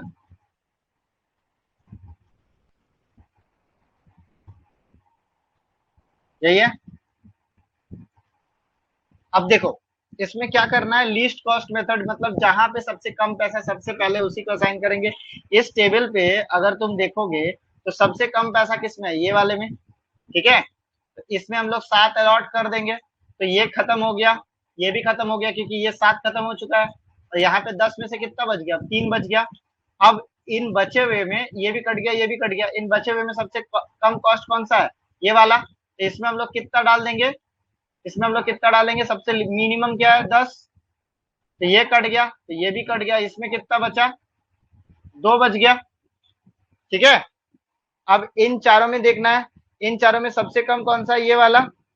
इसमें 3 ही मेरा मिनिमम है सबसे, क्योंकि यही 3 है इस कॉलम और इस रो में। तो ये कट के 8 हो गया, ये 3 0 हो चुका है। ठीक है, बचा क्या, बस यही दो। अब ये हो गया तो ये भी खत्म हो ही चुका है।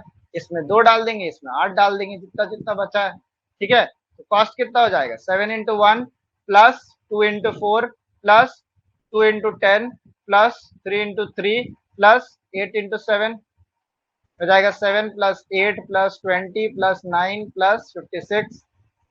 ये हो गया तुम्हारा 76 और 15 और 24, 76 प्लस 24 ये हो गया 100। ठीक है, तो मेरा इनिशियली में सेंचुरी हो गया।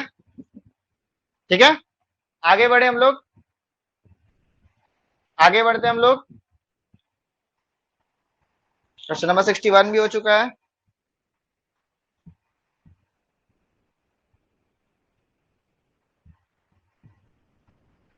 देखो गेट उतना भयंकर लेवल क्वेश्चन नहीं बना, एक दो क्वेश्चन में बस दिमाग लगाना।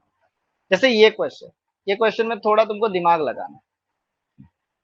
ठीक है, में थोड़ा दिमाग लगाओगे, थोड़ा थोड़ा दिमाग लगाओगे, तुम्हारा क्वेश्चन सॉल्व हो जाएगा। ठीक है, बोल क्या रहा है कि P of E denotes the probability of the event E। ठीक है, बोला क्या गया है कि P of A is equal to 1 and P of B is equal to half. तो फिर P of A by B कितना होगा और P of B by A कितना होगा। इसमें बस सबसे मतलब इजी चीज क्या है, देखो P ऑफ A का वैल्यू क्या दिया गया, P ऑफ A का वैल्यू दिया है 1। हम लोग को क्या पता है प्रोबेबिलिटी का मैक्सिमम वैल्यू क्या हो सकता है, मैक्सिमम रेंज, मैक्स रेंज है, हाँ 1 और हाफ है, सही, good good Niharika, D is the correct answer. Maximum probability का रेंज कितना होता है 1, 1 से ज्यादा तो हो नहीं पाएगा। ठीक है, तो अगर ऐसा केस होता है तो P ऑफ A का मैक्सिमम ये दे चुका है, तो P ऑफ B हो चाहे P ऑफ B ना हो, ये हो चाहे ना हो इसको घंटा फर्क नहीं पड़ता है, ये तो प्रोबेबिलिटी 1 लेके बैठा है, ये तो 1 लेके मतलब ये तो श्योर इवेंट है, ये तो होगा ही होगा, तो हम लोग श्योर इवेंट बोलेंगे ना कि ये तो ये होगा ही होगा, है कि नहीं। इसको घंटा मतलब है कि ये हो चाहे ना हो इसको कोई फर्क नहीं पड़ता, तो हम लोग क्या बोलेंगे P of A is independent, is independent of P of B, is independent of P of B, है कि नहीं। तो अब हम लोग को क्या पता है P of A by B क्या होता है, P of A intersection B by P of B, ठीक है, P ऑफ B। अब P of A intersection B कितना हो गया, तुम्हारा P of A intersection B हो गया, ये दोनों इंडिपेंडेंट इवेंट है तो ये हो जाएगा PA इंटू PB, ठीक है, both are independent, yes, divided by PB, PB cut गया तो बचा क्या PA का वैल्यू कितना है 1, तो पहला हो जाएगा 1, और P of B by A कितना हो जाएगा, ये हो जाएगा P of A intersection B by P of A, ठीक है, ये क्या कर देंगे P of A into P of B by P of A, ठीक है, तो ये कट गया तो बचा सिर्फ क्या P of B that is equal to half, ठीक है, ऑप्शन नंबर डी। क्लियर है सबको, आगे बढ़े। 62 भी हो गया हम लोग का, आगे बढ़े क्या, ओके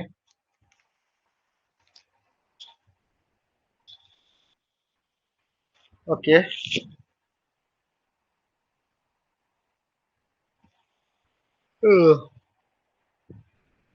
63 में क्या बोला गया है, 63 में बोला गया है कि मेरे पास 5 ब्लैक बॉल्स है और 5 रेड बॉल्स है।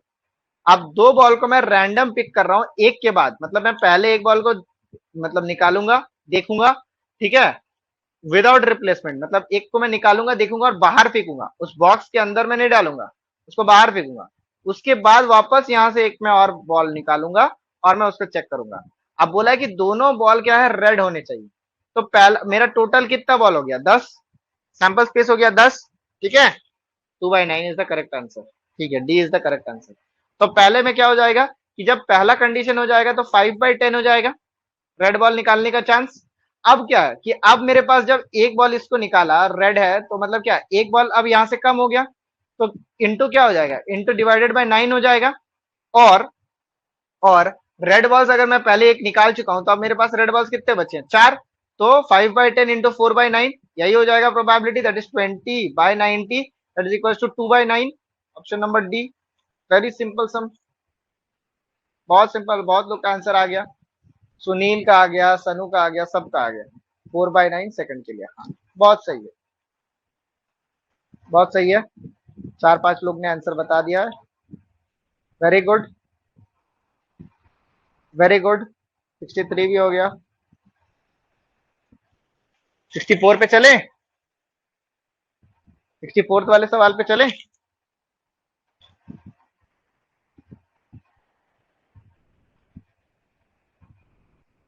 हाँ या ना बताओ, 64 पे चल जाए। okay. ये है 64, ठीक है, ये है 64।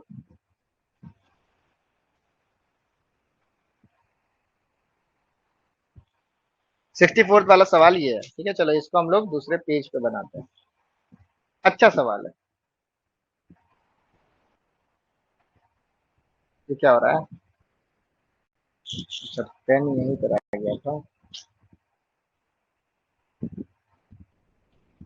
ऑप्शन नहीं दिखाऊंगा, बिना ऑप्शन के करो, सब कुछ ऑप्शन ही जानना है। बिना ऑप्शन के करना सीखो।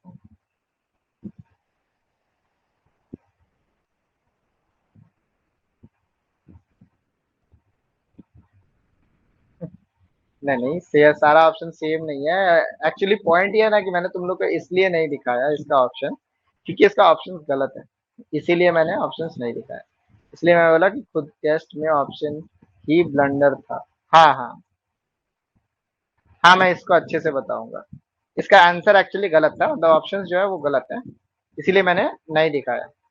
ठीक है, इसलिए मैंने तुम लोग को नहीं दिखाया। ठीक है, देखो बोला क्या क्या है। 19-20 का फर्क है, अरे देखो यहाँ पे बोला क्या गया है। शो ओनली क्वेश्चन, हाँ यही क्वेश्चन है, यही क्वेश्चन। देखो बोला क्या गया है कि block of mass m is release from a point p। ये जो पॉइंट p है यहाँ से रिलीज किया गया है। ठीक है, ऑन अ रफ इनकाइंड, मतलब यहाँ पे ये रफ है, रफ मतलब क्या है, यहाँ पे फ्रिक्शन काम करेगा, न्यू काम करेगा एक। ठीक है, rough inclined plane with inclination angle theta. ये जो इंक्लिनेशन एंगल है ये है थीटा। ठीक है, ठीक है। The coefficient of friction is mu if mu is less than theta. मतलब ये बोला गया है कि यहाँ पे फ्रिक्शन म्यू लग रहा है। ठीक है, इतना मत देखो कि म्यू थीटा से कम है क्या है, उतना नहीं दिमाग लगा। Then the time taken by the block Q to reach another point Q. कितना टाइम लगेगा इस पॉइंट तक क्यू तक पहुंचने के लिए on the inclined plane where the distance between P and Q, इन दोनों के बीच का डिफरेंस एस हो। बस इतना बोला गया। क्या क्वेश्चन समझ में आ गया? इसके बाद मैं सॉल्यूशन करूंगा। क्वेश्चन क्या बोला इतना समझ में आ गया? क्वेश्चन क्या बोला इतना समझ में आ गया?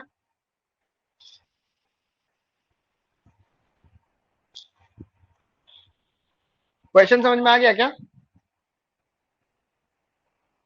यस या नो बोलो।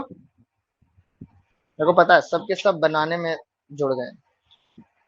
ठीक है, चलो अब हम लोग सॉल्व करते हैं। हम लोग ना बेसिकली बस एक फ्री बॉडी डायग्राम बनाएंगे। ये है मेरा बॉडी, ठीक है, जिसका मास है m। 2s by root under mg sine theta minus mu m cos theta. गलत है, गलत है।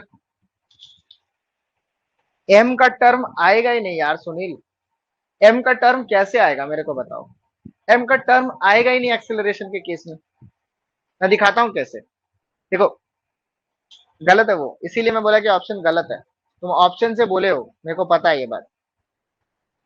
m होगा ही नहीं उसमें। देखो ये एक p है, ठीक है, इस पॉइंट से इस बॉडी को यहां से छोड़ दिया जा रहा है। ठीक है, मतलब ये बॉडी नीचे आएगा, यहाँ पे एक फ्रिक्शन है। ठीक है, यहाँ पे एक फ्रिक्शन है, इसको काइनेटिक फ्रिक्शन मानना, इसको स्टैटिक फ्रिक्शन मत मानना। ठीक है, और यहां तक पहुंचने के लिए उसको बोला गया है कि कितना टाइम लगेगा अगर पी और क्यू के बीच में, पी और क्यू का डिस्टेंस ऐसे है। बस ये बोल दिया है ऑप्शन सी। नहीं ऑप्शन गलत है यार, सब ऑप्शन गलत है, सब ऑप्शन गलत है। तुम लोग ऑप्शन ए बी सी कर रहे हो, ऑप्शन ही गलत है, इसीलिए तो मैंने ऑप्शन दिखाया ही नहीं। ठीक है, ये थीटा थीटा डिग्री पे इंक्लाइंड है। ठीक है, मैं बस फ्री बॉडी डायग्राम बनाऊंगा और फ्री बॉडी डायग्राम से तुम लोग अब देखो सॉल्व हो जाएगा। देखो टाइम पूछा तुमसे, ठीक है, टाइम पूछा। देखो क्या मैं बता सकता हूँ कि अगर मेरा ऐसा बॉडी है, ठीक है, और ये मेरा बोला गया है कि एंगल थीटा है। डायग्राम को थोड़ा बड़े से बताना, हाँ मैं अच्छे से बताऊंगा। डायग्राम को थोड़ा बड़े से बताना बता रहा हूँ। थोड़ा तुम लोग भी कॉपी में डायग्राम ड्रॉ करोगे ना तो थोड़ा बड़े से ड्रॉ करना। ठीक है, अब क्या है कि इस ये एंगल क्या होगा, उसके लिए पहले करते हैं कि मान लो ये बॉडी है ना, इसका ये सेंटर से है, ये है, ये मान लो एक हम लोग परपेंडिकुलर ड्रॉप करते हैं जो कि इस सरफेस, ये जो सरफेस है इसके परपेंडिकुलर हो, तो ये 90 डिग्री हो गया। तो फिर ये एंगल कितना हो गया, ये हो गया 90 माइनस थीटा, है कि नहीं। इस ट्राइंगल में ए बी और सी में अगर तुम देखोगे तो ये थीटा है, ये 90 है, तो ये कितना हो जाएगा, ये 90 माइनस थीटा हो जाएगा, है कि नहीं। इधर क्या लग रहा है, इधर क्या लगेगा, इधर जी लगेगा, है कि नहीं। तो ये कितना बना, अब ये इस ये जो प्लेन सरफेस है ये जो प्लेन सरफेस है, मतलब प्लेन सरफेस बोल रहा हूँ, ये जो सरफेस है, इस सरफेस के परपेंडिकुलर हम लोग ने ये बनाया, ठीक है। अब ये टोटल क्या है, ये टोटल 90 डिग्री है, जिसमें से ये 90 माइनस थीटा है, तो क्या मैं बता सकता हूँ कि ये भी थीटा होगा, तो ये भी थीटा होगा, है कि नहीं, थीटा होगा। अगर ये 90 माइनस थीटा है और ये थीटा है, तभी तो इन दोनों को प्लस करेंगे तो ये 90 बनेगा, ये तो परपेंडिकुलर है ना इस सरफेस से, ठीक है। अब ये है जी, अब मैंने क्या बोला था इससे, अगर मेरा कोई थीटा सटा हुआ है, ठीक है, ये जी है, तो हम लोग क्या लिखेंगे, सटा मतलब कॉस, सटा इक्वल्स टू कॉस थीटा, और हटा अगर हुआ तो दैट इज साइन थीटा। अब ये क्या है, सुन, हाँ हाँ ठीक है, ये क्या हो गया, ये हो गया जी कॉस थीटा, इधर लग रहा है जी कॉस थीटा, ठीक है। और फिर इधर क्या लगेगा, G into cos of 90 minus theta, 90 minus theta क्या हो जाता है, इधर लगेगा जी साइन थीटा, इस डायरेक्शन में, इस डायरेक्शन में लग रहा है जी साइन थीटा, और इस डायरेक्शन में लग रहा है जी कॉस थीटा, ठीक है। अब मेरे को क्या पता है कि इस फ्रिक्शनल फोर्स इधर क्या लगेगा, क्योंकि ये बॉडी अगर मान लो कि इधर से इसको नीचे आना है, तो मतलब क्या ये एक्सेलरेट करेगा यहाँ से बॉडी, ठीक है, बिना एक्सेलरेशन के तो चल नहीं पाएगा ना, जीरो से स्टार्ट हो रहा है, एक्सेलरेशन तो जरूर है, तो इसको अगर ए में एक्सेलरेशन ले लूंगा, तो इसका एम मतलब मास की वजह से ये फोर्स जनरेट होगा, ये फोर्स जनरेट होगा तभी ये ब्लॉक नीचे की तरफ आएगा, तभी ये ब्लॉक नीचे की तरफ आने स्टार्ट करेगा। तो अगर मेरा इस इधर फोर्स लग रहा है, तो फ्रिक्शन क्या कोशिश करेगा, फ्रिक्शन कोशिश करेगा कि मैं इसको खींच के रखूं, इधर मेरा फ्रिक्शन काम करेगा, ठीक है। फ्रिक्शन क्या होता है, म्यू एम, ये क्या लिख दिया भाई, भाई भाई रुक जाओ रुक जाओ, गलत जा रहे हो मेरे भाई सुब्रजीत, रुक जाओ रुक जाओ रुक जाओ, गलत जा रहे हो, ठीक है। ये मेरा फ्रिक्शनल फोर्स है, ये इधर मेरा फ्रिक्शनल फोर्स रखेगा, ये क्या होता है म्यू एम जी। लेकिन अब क्या है कि इस बॉडी के लिए जो इसका परपेंडिकुलर जी है, वो इफेक्टिव जी कितना है, g cos theta, g cos theta, तो ये क्या हो जाएगा mu M g cos theta हो जाएगा। इधर मेरा फ्रिक्शनल फोर्स लगेगा mu M g cos theta, और इधर मेरा वो फोर्स किससे आएगा, इधर मेरा आएगा वो एम जी साइन थीटा से मेरा फोर्स लगेगा इधर, है कि नहीं, एम जी साइन थीटा से ही लगेगा, ठीक है। अब अगर बॉडी को एक्सीलरेट करना है, अब अगर बॉडी को एक्सीलरेट करना है, तो m g sine theta, m g sine theta minus mu M g cos theta करना पड़ेगा, root under two S by g sine theta minus mu cos theta, सही है सानू, बिल्कुल सही है, ठीक है, minus mu M g cos theta आएगा, ठीक है। अब एम एम और एम कट जाएगा, एम का इसीलिए मैं बोला कि ये इंडिपेंडेंट हो जाएगा एम से, तो ए का वैल्यू क्या आएगा, G into sine theta minus mu cos theta, G को अगर हम लोग कॉमन कर लिए, ठीक है, मेरा ए आ गया इसमें। अब क्या बोला जा रहा है कि अगर ब्लॉक पहले तुमने एम लिखा था एक, सुनील, तुमने अगर तुम्हारा आंसर देखो तो तुमने लिखा था रूट अंडर एम जी, यहाँ पे एम नहीं आएगा, एम जी नहीं आएगा, जी आएगा सिर्फ, एम नहीं होगा उसमें, ठीक है, उसमें एम नहीं होगा, वही मैं लिखा हूं।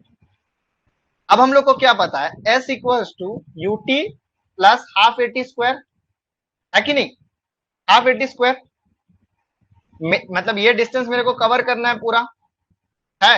अब क्या है कि मेरा इनिशियली वेलोसिटी, ये इनिशियली तो जीरो से मूव कर रहा है ना, मतलब बॉडी स्टेडी था, उसके बाद स्लिप हो रहा है, इनिशियली तो इसका वेलोसिटी जीरो था, तो ये पूरा टर्म जीरो हो गया, एस क्या हो जाएगा, s equal to half a t square हो जाएगा, तो यहां से हम लोग क्या बोल सकते हैं, टी स्क्वायर का वैल्यू आ जाएगा टू एस बाई ए, तो टी का वैल्यू क्या हो जाएगा, root under two S by A, that is equal to T का वैल्यू आ जाएगा root under two S by क्या आ जाएगा, G sine theta minus mu cos theta, ये हो गया मेरा टोटल टाइम, ये किसी ऑप्शन में नहीं था, देख लो, ठीक है। क्या ये क्वेश्चन सब कुछ समझ में आया, नॉर्मल, बस फ्री बॉडी डायग्राम से बनाना था, नॉर्मल फ्री बॉडी डायग्राम से बस बनाना और कुछ नहीं था।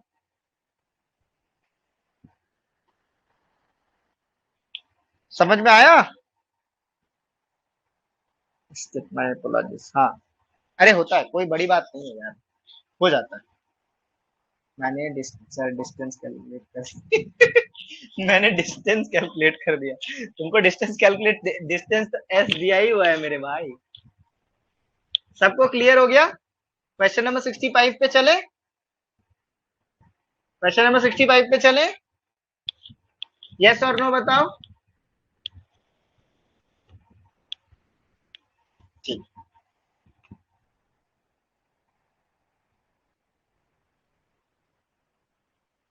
ये था अपना 64th वाला सवाल।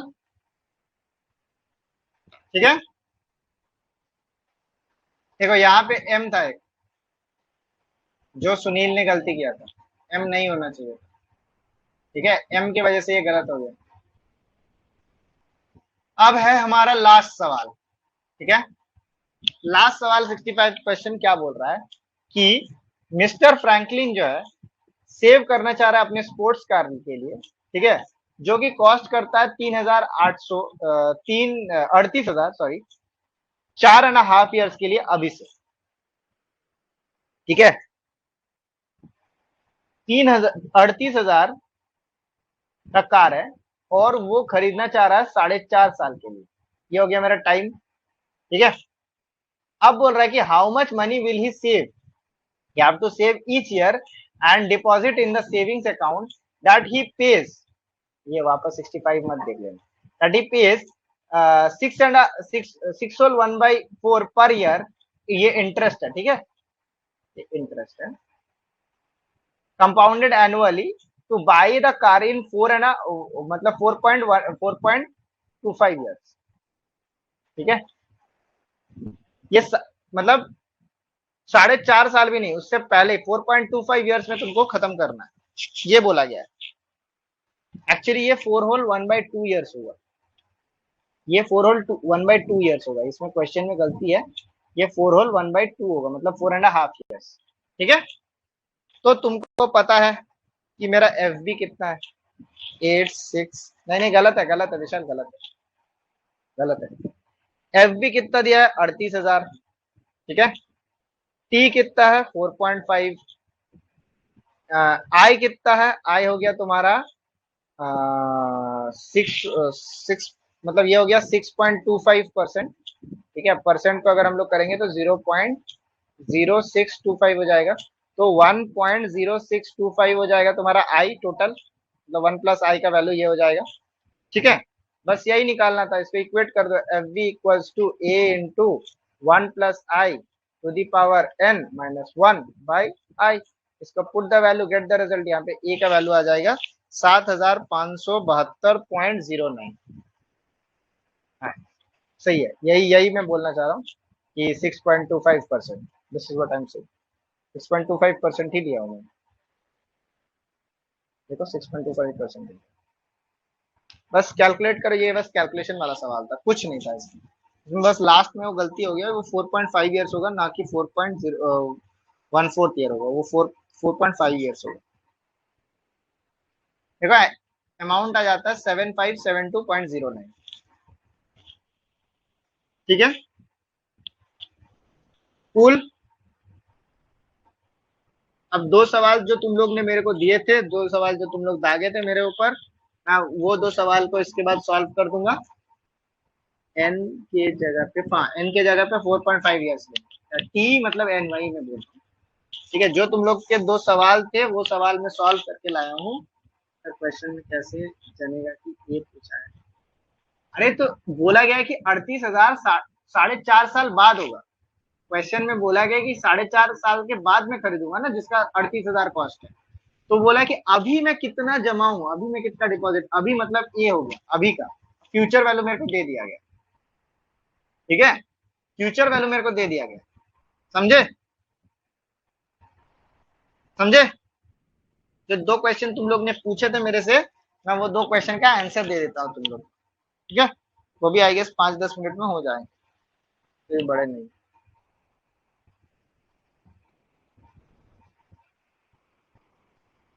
ठीक है, बढ़े आगे।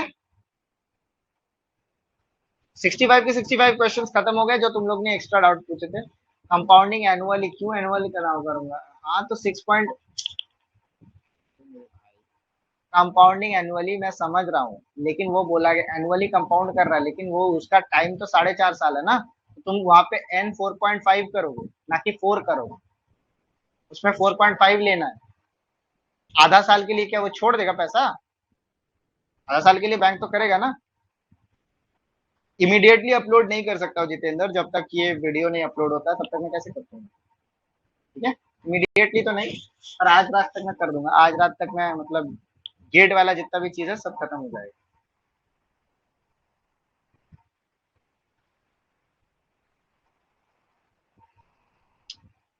सुब्रजीत देखो, क्वेश्चन में क्या बोला है कि how much money will he have to save each year, मतलब वो बेसिकली बोलना चाह रहा है कि अभी से वो कितना पैसा देना पड़ेगा उसको, ताकि वो 4.5 साल बाद खरीदे। ये मत सोचो कि मैं 1 साल मतलब 4 साल में खरीदूंगा। That was not the condition. वो कंडीशन नहीं है। कंडीशन ये कह रहा है कि मैं 4.5 साल में वो कार खरीद दूंगा। तो क्या मैं आधा साल सर, हर साल कितना जमा करूँ? 4.5 ईयर में 30,000, 30,000 हो जाएगा। हाँ, कितना जमा करूँ कि 4.5 साल में? एग्जैक्टली हाफ ईयरली तो नहीं, हाफ ईयरली नहीं है इसका मतलब। अरे भाई एक बात बताओ कि अगर तुम्हारा 6% पर एनम पे है, तो क्या मैं ये नहीं बोल सकता कि इसका हाफ ईयरली पे पैसा नहीं लगेगा, कि आधे साल के लिए जब तुम मतलब आधे साल के लिए पैसा तुम जमा करने जाओगे तो तुम उस पर ब्याज नहीं मांगोगे या तुम उसमें इंटरेस्ट नहीं मांगोगे? नॉर्मल सेंस क्या बोलता है कि तुम मान लो कि 6 महीने पैसे लगाए, मान लो 6 महीना पैसा दिया, हर महीने एक एक मान लो 100-100 रुपए तुम लोग दे रहे हो, ठीक है, तो मंथली भी तो तुम्हारा इंटरेस्ट मिल रहा है ना भाई। अब बात समझे? अब बात समझ में आया? एनुअली बोला जो गया है दैट इज सही है, वो क्वेश्चन का टर्म्स सही है, कुछ उसमें बस 4.5 साल के लिए निकालना था, 4 साल के लिए नहीं निकालना था। समझ में आया? समझ में आया? सुब्रजीत, सुब्रजीत साहू, उड़ीसा से हो क्या तुम? मेरे कॉलेज में जितने भी साहू थे सारे के सारे उड़ीसा के थे। जनरली साहू लोग जो होते हैं वो उड़िया होते हैं। तुम भी उड़िया हो क्या? ठीक है, चलो ये तो हो गया।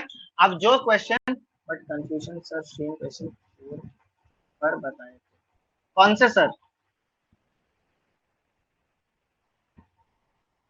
कौन से सर? मैं रिपीट कर दे रहा हूँ शैलेंद्र। कौन बताया? देखो इसका आंसर यही होना, यही होगा, इसका आंसर भी यही दिया हुआ है।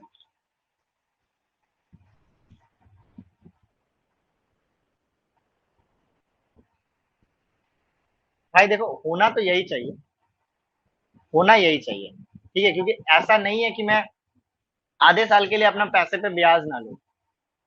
तो मतलब ऐसा आदमी तो होगा नहीं कि अपने आधा साल में जो मैं पैसा दिया हूँ वो पैसा मैं उसका ब्याज ना लूं, है कि नहीं? आधे साल का तो मैं ब्याज लूंगा ना सनू।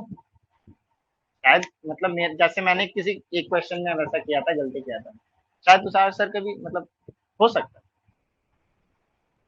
ठीक है,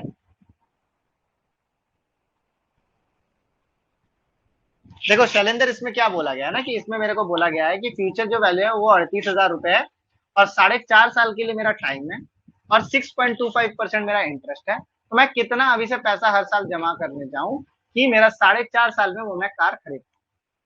ठीक है, कूल, समझे?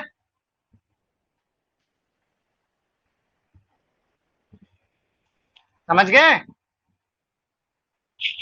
चलो तुम लोग जो क्वेश्चन दिए फटफट हम लोग वो सॉल्व कर लेते हैं। ठीक है, फटाफट हम लोग वो सॉल्व कर लेते हैं।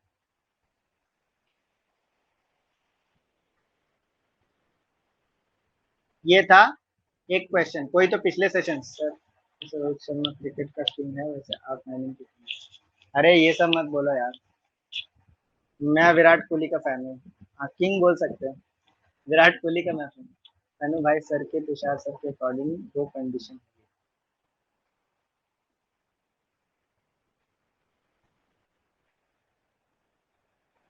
हाँ वही किंग तो कोहली है, मैं विराट कोहली का बहुत बड़ा फैन हूँ। मतलब मैं एक्चुअली क्रिकेट खेलता हूँ, ठीक है। मैं क्रिकेट खेलता हूँ, मैं विकेट कीपर बैट्समैन, मतलब मैं डिस्ट्रिक्ट को भी रिप्रेजेंट किया हूँ, ठीक है। मैं डिस्ट्रिक्ट क्रिकेट खेल चुका हूँ। मैं क्लास 10 तक बस खेलता कूदता था। पढ़ाई लिखाई मेरे से होती नहीं थी। आई हेटेड स्टडिंग, ठीक है। मेरे को कभी आज तक मेरे जिंदगी में मेरे को कभी पढ़ाई लिखाई अच्छा नहीं लगा। क्लास 10 तक मैं पढ़ता था, तो उस टाइम मैंने डिस्ट्रिक्ट खेला हुआ है। मैं विकेट कीपर बैट्समैन हूँ। काम तो धोनी जैसे हैं, बट मैं धोनी को उतना पसंद नहीं करता हूँ। और पंडा है, मतलब काम तो मेरे धोनी के हैं, लेकिन मैं धोनी जैसा करता नहीं हूँ। मतलब मेरे को धोनी मतलब अब मेरे पर्सनल ओपिनियन में मेरे को पसंद नहीं है। I am fan of VK, but Dhoni अपने जगह पे बहुत अच्छा है। ये तो फैन फॉलोइंग की बात हो गया ना, कि अब धोनी का कोई फैन होगा, वो कोई वीके का फैन होगा, तो मैं वीके का फैन हूँ। वीके का बहुत बड़ा फैन हूँ। काश ये वीडियो उन तक कभी पहुंच जाए, ठीक है। नहीं, मैं आरसीबीएन हूँ यार। अगर तुम लोग मेरे इंस्टा मतलब इंस्टा पे जाके देखोगे ना, मैं स्टेट लेवल पे खेला हूँ। अच्छी बात है, चलो।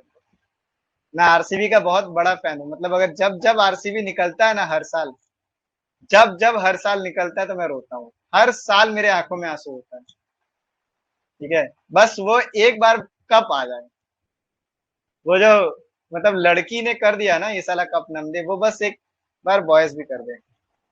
कैसे मिला? अरे तो 11th 12 में पढ़ा ना यार। मैं भी मिला हूँ विराट कोहली से। मैं मिला नहीं हूँ कभी भाई, कभी नहीं मिला हूँ, आज तक नहीं मिला हूँ। काश कभी मिल जाऊँ। एडमिशन आईएसएम में इसलिए 11th 12 पढ़ा था ना भाई। 11th 12 तो पढ़ना पड़ा था, पापा ने डंडा मारा था, पढ़ने बैठो।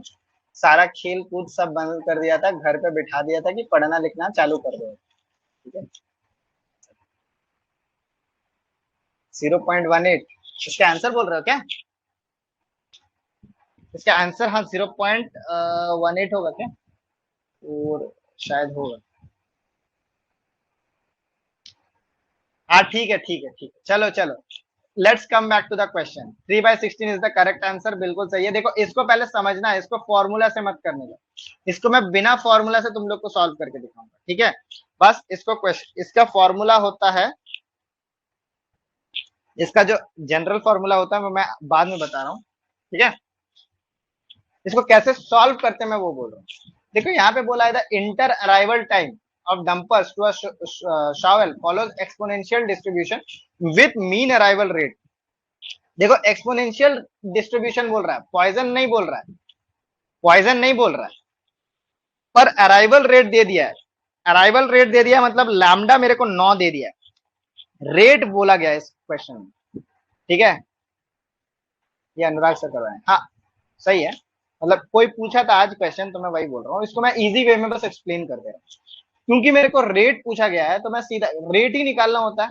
मेरा लैम्डा 9 हो जाएगा, ना कि 1/9। ये गलती मत करना। यहाँ पे मेरे को रेट दे दिया है, तो ये 1/, ये एवरेज नहीं बोला है या मीन नहीं बोला है। ये सब दोनों नहीं, वर्ड यूज नहीं किया गया है। यहाँ पे रेट दे दिया गया है, ठीक है।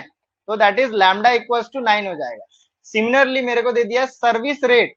सर्विस रेट मतलब हो गया म्यू, म्यू हो गया 12, ठीक है। अब मेरे को क्या बोला है, the probability that exactly one number is available to the 1/9 क्यों होता है? 1/9 अगर होता कि अराइवल रेट ना दिया हो, अराइवल रेट ना देके वो बोलता कि मीन अराइवल है मेरा, मीन अराइवल अगर बोलता कि 9 है, तो मेरा लैम्डा हो जाता 1/9। लेकिन यहाँ पे अराइवल रेट दिया गया है, तो रेट ही तो हम लोग को निकालना होता है। That is lambda is equal to 9 हो जाएगा।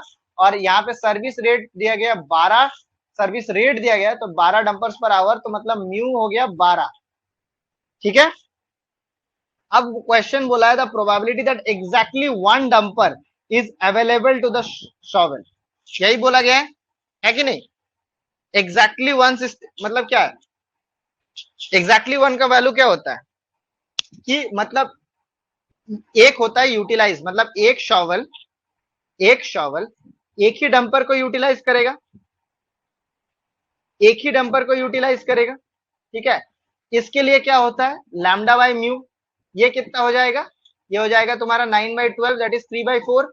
पर यहीं पे नहीं रुकना है, इसके आगे भी थोड़ा सोचना था कि अगर अगर मेरे पास 9 डंपर हर घंटे आ रहे हैं और 12 घंटे की मेरी कैपेसिटी है, तो इसका मतलब क्या है कि बाकी जो डंपर्स है, क्योंकि मैं एक टाइम पे एक ही को कर रहा हूं, तो बाकी क्या हो रहा है, बाकी आइडियल बैठ रहे हैं। आइडियल का प्रोबेबिलिटी क्या होता है, 1 minus lambda by mu, 1 minus 3/4 is equal to 1/4। ये दोनों कंडीशन एक साथ एग्जिस्ट कर रहे हैं, तो ये हो जाएगा 3/4 into 1/4 that is equal to 3/16। Without formula मैंने सॉल्व किया, विदाउट फॉर्मूला मैंने सॉल्व किया, बस समझने की बात थी इसमें, ठीक है, बस समझने की बात थी। 3/16 होगा इसका आंसर, कि जैसे मैं एक डंपर को मैं कहीं पे बिठा रहा हूं, तो बाकी 8 डंपर क्या हो रहा है, बाकी 8 डंपर यूटिलाइज ही नहीं हो रहे हैं, तो वो आइडियल बैठ रहे हैं, that is the case of 1 minus lambda by mu. तो 3/4 इंटू 1/4 इज इक्वल टू 3/16, है कि नहीं, समझ में आया। तो फिर से बता रहा हूं, देखो इतना तो समझ में आ गया होगा तुमको कि लैम्डा और म्यू का क्या वैल्यू है, लैम्डा इज इक्वल टू 9 और म्यू इज इक्वल टू 12। ये तो मेरे को रिपीट करने की जरूरत है नहीं। यहाँ पे बोला क्या गया है कि एक डंपर, मेरे को बोला था probability exactly one dumper is available to the shovel, मतलब क्या, एक शॉवल मेरा एक ही डंपर यूटिलाइज कर रहा है, तो यूटिलाइजेशन होता है lambda by mu that is equal to 3/4, है कि नहीं, इतना तो समझ में आ गया होगा। लेकिन एट द सेम टाइम बाकी जो 8 डंपर्स है वो क्या हो रहा है, आइडियल। तो एक आइडियल का केस भी तो आ रहा है इस सिनेरियो में, जैसे एक यूटिलाइज हो रहा है तो बाकी 8 आइडियल भी तो बैठ रहे हैं, तुमको वो भी देखना पड़ेगा। तो that is 1 minus lambda by mu, ideal का कंडीशन होता है, that is 1 minus 3/4 that is 1/4। अब ये दोनों कंडीशन एक साथ फॉलो हो रहे हैं, तो 3/4 इंटू 1/4 दैट इज 3/16। क्या तुमको ये बात समझ में आई अब, क्या ये क्वेश्चन समझ में आ गया तुम लोग को अब, is it clear, is it clear.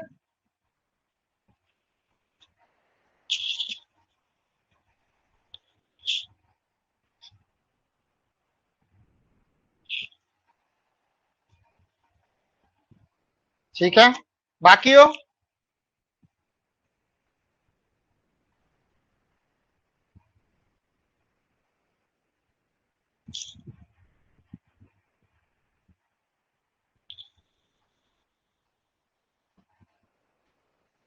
I think, हाँ बोलो बोलो, आई थिंक के आगे बोलो कुंदन, आई थिंक के आगे भी बढ़ो।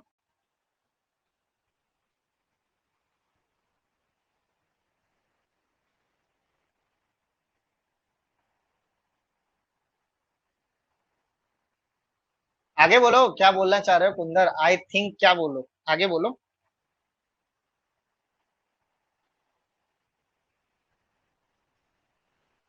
बोलो,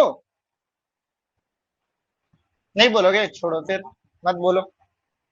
अब हम लोग दूसरे क्वेश्चन पे चले जाते हैं, जो एक दूसरा क्वेश्चन तुम लोग बना के रखे थे, ये सवाल, ठीक है, ये बहुत, वन सेकेंड,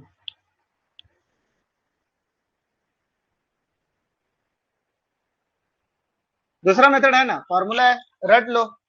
इसका फॉर्मूला होता है, इसका फॉर्मूला होता है lambda by mu into 1 minus lambda, ठीक है, ये actually lambda by mu two the power के प्लस 1 होता है, ठीक है, वेयर के डिनोट्स की number of events more than 1 होता है। इसका एक्चुअल फॉर्मूला देखो, एक्चुअल फॉर्मूला मैं लिख देता हूँ, इसका फॉर्मूला क्या होता है, एक्चुअल इसका फॉर्मूला होता है 1 minus lambda by mu into lambda by mu two the power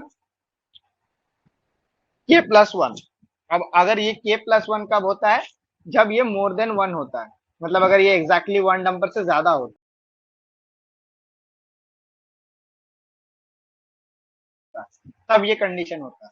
जब ये 1 है, मतलब के का वैल्यू क्या हो जाएगा, के का वैल्यू 0 हो जाएगा, यहाँ पे के का वैल्यू 0 पुट कर देना, इसका आंसर निकाल लेना, ये सिंपल फॉर्मूला से भी हो जाएगा। लेकिन फॉर्मूला अगर इनकेस तुम भूल जाओ, तब तुम एग्जाम में ये यूज कर लेना।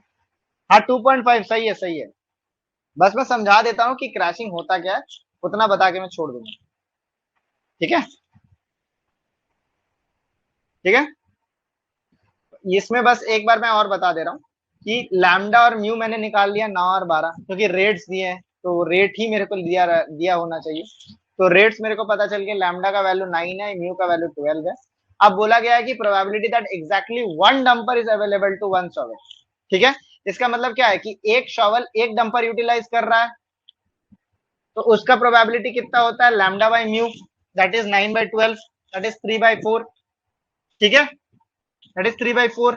अब ये भी बोला गया है कि देखो, एक डंपर अगर अवेलेबल होगा एक शॉवल पे, तो बाकी और 8 डंपर भी तो बचे हुए हैं।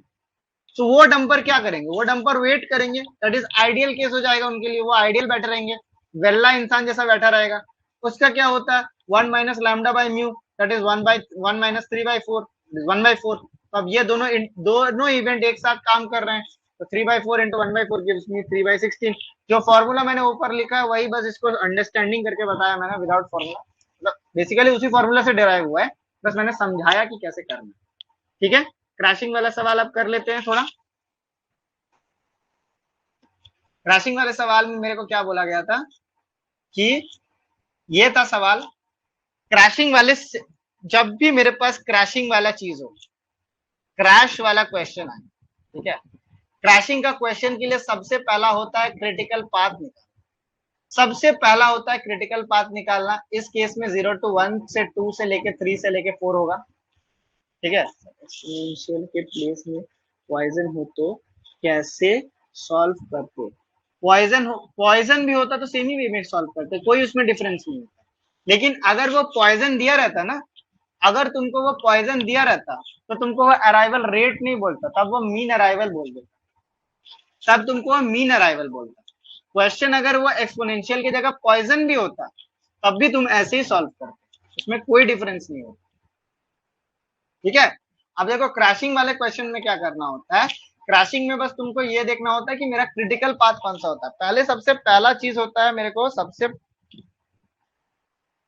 क्रिटिकल पाथ मतलब सबसे ज्यादा लंबा टाइम मेरे को सोर्स से लेके सिंक तक जाने में किसमें लगता है, सबसे ज्यादा टाइम मेरा इसी में लगेगा। हाँ, क्रिटिकल पाथ 18 है। देखो 5 और 6 और 3 और 4 कितना हुआ, 7 और 11, 18 दिन हो गए। अगर मैं 0 से 1 से 2 से 3 से 4 गया तो मेरा 18 दिन हो गया, है कि नहीं। और अगर वहीं पे मैं 0 से 1 से लेके 3 से लेके 4 जाऊंगा तो मेरा कितना दिन आएगा, 5 और 8, 13 और 4, 17। तो जिसमें मेरे को ज्यादा टाइम लग रहा है उसको मैं क्रिटिकल पाथ बोल रहा हूँ। ठीक है, तो सबसे पहली कंडीशन होती है कि मैं क्रिटिकल पाथ बोलूँ। ठीक है, अब क्रिटिकल पाथ में कौन सा टर्म यूज नहीं कर रहा, सी वाला पार्ट का नहीं हो रहा, तो मैं सी वाले पार्ट को भी हटा दूंगा, इसको मैं देखूंगा ही नहीं। ठीक है, अब बस इसमें यह देख लेना कि क्रैश स्लोप किसमें सबसे कम है, क्रैश स्लोप सबसे कम किसमें। ठीक है, 18 क्रिटिकल का सही है। क्रैश स्लोप क्या होता है सर, क्रैश स्लोप होता है crashing cost minus normal cost. ये मैं फॉर्मूला इसलिए बता रहा हूं क्योंकि तुम्हारे क्वेश्चन में दिया हुआ है। हाँ 2.5, नहीं नहीं वैसे नहीं देखते हैं, वैसे नहीं देखते हैं, गलत है वो तरीका, देखने वाला गलत है, उसमें गलत हो सकता है। Crash days minus normal days, इसको देखते हैं, इसको इसको। ठीक है, ये होता है क्रैश स्लोप, इसको हम लोग बोलते हैं क्रैश स्लोप, ये देखना होता है। ठीक है, अब इसमें हम लोग को नॉर्मल तो दिया है ही नहीं, नॉर्मल तो दिया है ही नहीं, तो बस ये देखना होगा। ठीक है, crashing cost by crashing days, यही मेरे को दिया हुआ है कि नहीं, यही मेरे को दिया हुआ है। तो अब मेरे को क्या बोला है कि मेरा स्लोप जिसमें सबसे मिनिमम होगा, जो स्लोप सबसे मिनिमम होगा उसको हम लोग क्रैश करेंगे। ठीक है, उसको हम लोग क्रैश करेंगे। तो देखो एक आ गया 4/5, एक आ गया 2.5/6, एक आ गया 3/3 और एक आ गया 4/4। इसका वैल्यू तो 1 होगा, इसका वैल्यू 1 हो जाएगा, इसका वैल्यू 0.8 हो जाएगा और इसका वैल्यू लेस देन 0.5 आएगा, ये वैल्यू 0.4 समथिंग आएगा, 4.5 आएगा, मान लो 4.5 तो नहीं आएगा, 4.2 आएगा, 0.42 आएगा, 4.2 भी नहीं आएगा, 0.4, हाँ 4.2, 4.2 0.52 होता, ये 4.2 हो जाता। ठीक है, तो जो सबसे मिनिमम है उसको हम लोग क्रैश करेंगे।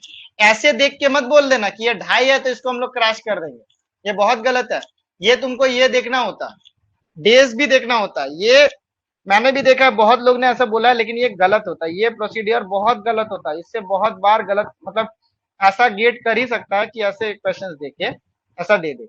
तो ये गलती मत करना कभी, क्रैश स्लोप निकालना हमेशा।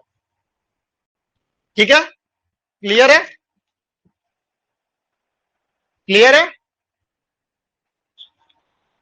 आगे बढ़े, आगे और क्या बढ़े, आगे मेरा खत्म हो चुका है क्लास। ठीक है,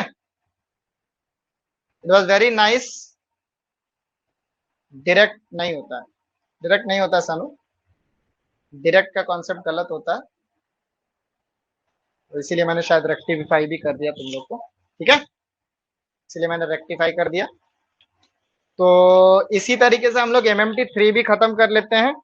ठीक है, MMT3 भी खत्म हो गया, हम लोग का बेसिक कॉन्सेप्ट भी क्लियर हो गया। ठीक है, it was a very good time spending with you all.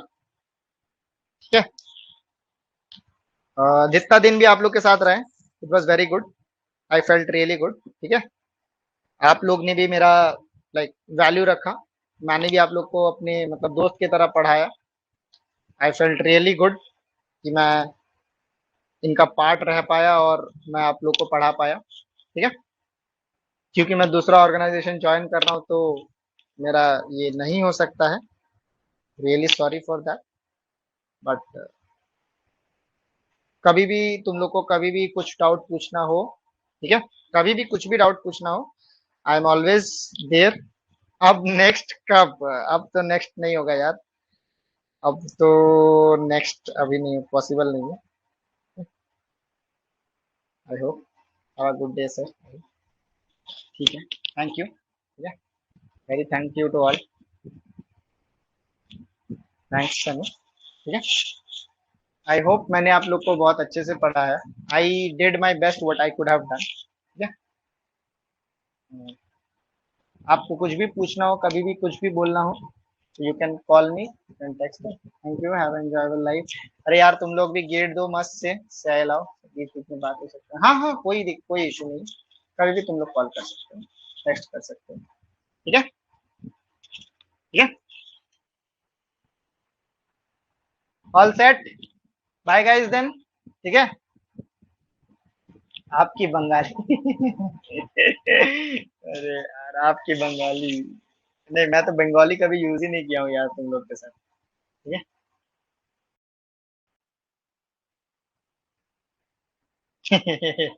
अरे यार, यदि कोल इंडिया में आपका हो गया तो लाइक आई, अगर मेरे को CMPDIL मिल जाता है तो जरूर। CMPDIL तो सबका ड्रीम होता है, एक बंगाली में सेंटेंस। SCCL में कभी किया ही नहीं हूँ मैं। बंगाली में बस तुम लोग को तो इतना ही बोल सकता हूँ, আমি তোমাকে ভালোবাসি, और क्या बोल सकता हूँ, यही तुम लोग को सुनना था, ये मेरे को पता है। एनीवेज, ठीक है,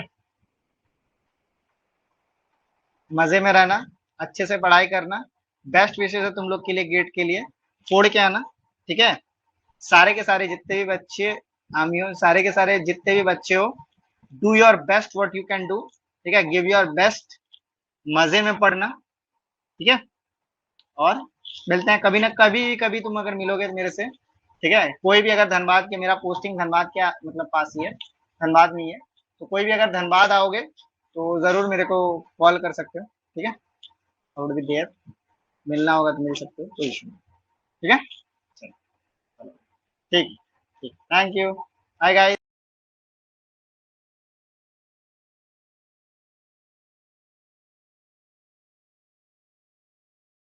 To watch the complete video, download the Mining Gyan app from the Play Store. Enjoy a seamless learning experience without interruptions and subscribe to our YouTube channel.